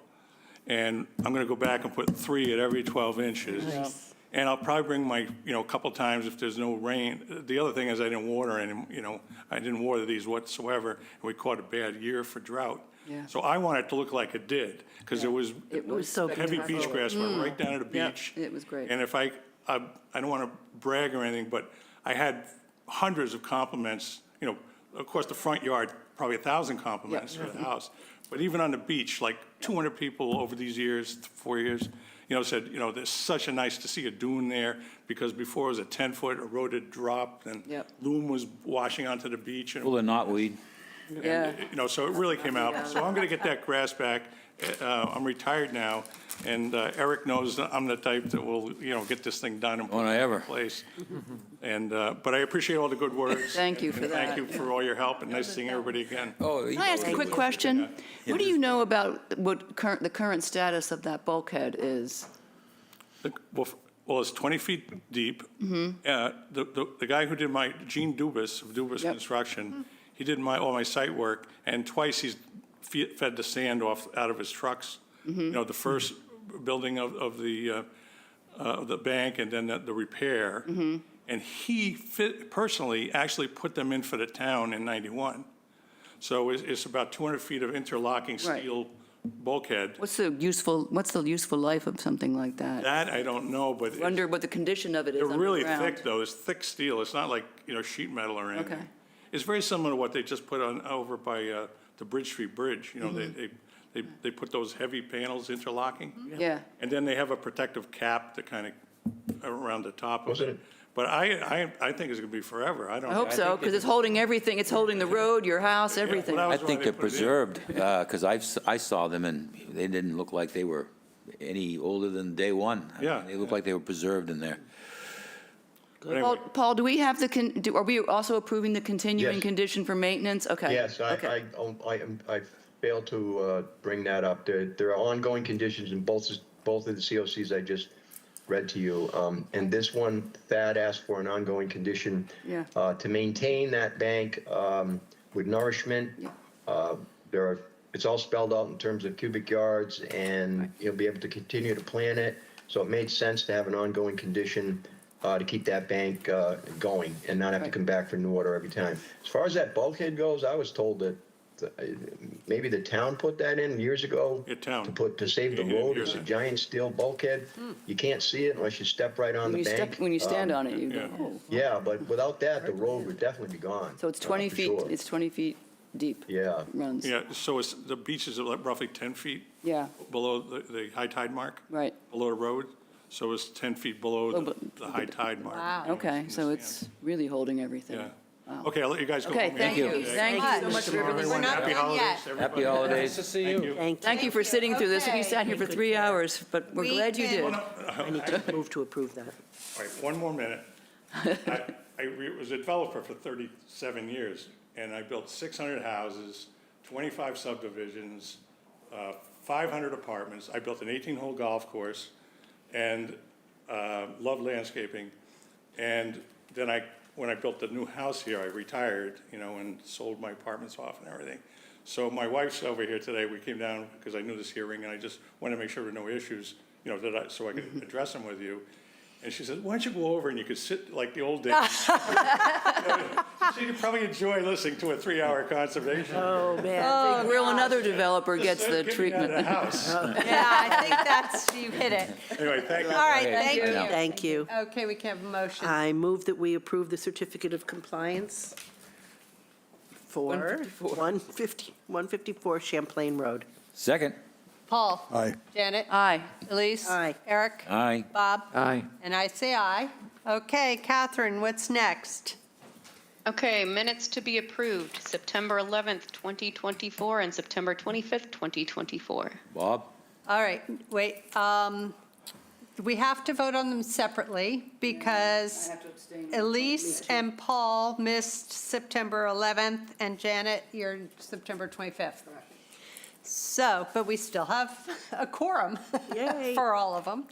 So, any changes to September 11th, modifications or anything? I made them on the. Yeah, anything other than what was made? Okay, then we can have a motion to approve September 11th. I move that we approve the minutes for September 11th, 2024. Second. Paul? Abstain. Janet? Aye. Elise? Abstain? Eric? Aye. Bob? Aye. And I say aye. Okay, and the 25th, any changes? Elise made some, I can see. Yeah, that. besides what was made online. Okay, then I motion, please. I move that we approve the minutes for September 25th, 2024. Second. Okay, Paul? Aye. Janet? Abstain. Elise? Aye. Eric? Aye. Bob? Aye. And I say aye. This abstaining's getting me mixed up. I know. Okay, Catherine, what's next? Nothing. There are no unforeseen items to be brought before the commission. Good. Excellent. Catherine, couple things before we finish. Now, the house on, what was it, Waterview? The one with the, I really think that you need to send a letter to the neighbor, because the neighbor has clear cut their whole property, cut everything to the water. There's some poor old oak trees trying to resprout again, and I think just so that if anything else, they're on paper, that what they have is what they have, and nothing more can be done, because it was gross negligent. I don't know if anybody else happened to gander over there when they were at that property, that part. but it was unbelievable. It was just completely clear cut to the water. All right, potential violation. Yeah, number two, the last house on Witta, the neighbor, is cutting everything down about 2 feet, okay? If it was like 4 feet, I wouldn't care if it was 4 feet. But they're cutting everything. Actually, they were probably cutting the applicant that came in front of us too, but all the honeysuckle and everything are cut about 2 foot above the ground. I think they should be sent a letter. I think, even if they cut it 4 foot above the ground, they can still see the beach. The house is high on the hill. There's no need. Is this on the right as you're standing in front of the house? If you're standing on the water, yeah. Okay. Yeah, if you're standing on the road, it's the right. If you're standing on the water, it's to the left. Yep. I couldn't figure the property line, but I saw all the invasive in there. If they just, don't have to cut them down to 2 feet, they can cut them at, 4 feet, or have a permit to cut them. I don't know how you guys handle that, but, and then the last thing, I sent Karen. You haven't sent it yet. What? I don't have it. All right, well, I'll tell you, you're gonna like this one. So, you know where Crow's Pond is, right? If you go down Crow's Pond, instead of taking a right on Sea Pine, you keep going to join into Fox Hill. On the left, someone built a boat ramp in there, and I think it's the floodplain in there. So, and it's the house that's 315, It's on the corner of what, Versus, or what did you tell me it's the so corner the of? house is technically, house number 117 on Bassett Lane. Bassett. But they built a boat ramp down underneath on Crow's Pond Road. And brought in hardener and everything and backed a big old boat in there. So I was pretty surprised when I saw it. I don't think, I think that's in your jurisdiction to be filling and stuff. So those are the three Yeah, items. Yeah, Eric, thank you for bringing those up through the chair. I did see the cutting on the second one that you mentioned. We're going to do a fire review. But we'll do whenever these things happen, we just do a fire review first to make sure. Wait till you see the first one I was talking about. Yeah, Man. we'll take a look at them all. But yes, well, when I was over there yesterday, I think 2 days ago, I saw the cutting on the right-hand side for the second one that you mentioned. So we'll. I mean, we'll it take a is look. just, it's just honeysuckle, but it's still, I mean, they No, have to it's, cut it right to the ground. Yeah. You're right. Thank you. Okay, we need a motion. Elise? I move that we adjourn. Second. Paul? Aye. Janet? Aye. Elise? Aye. Eric? Aye. Bob? Aye. And I say aye, and we're 5 minutes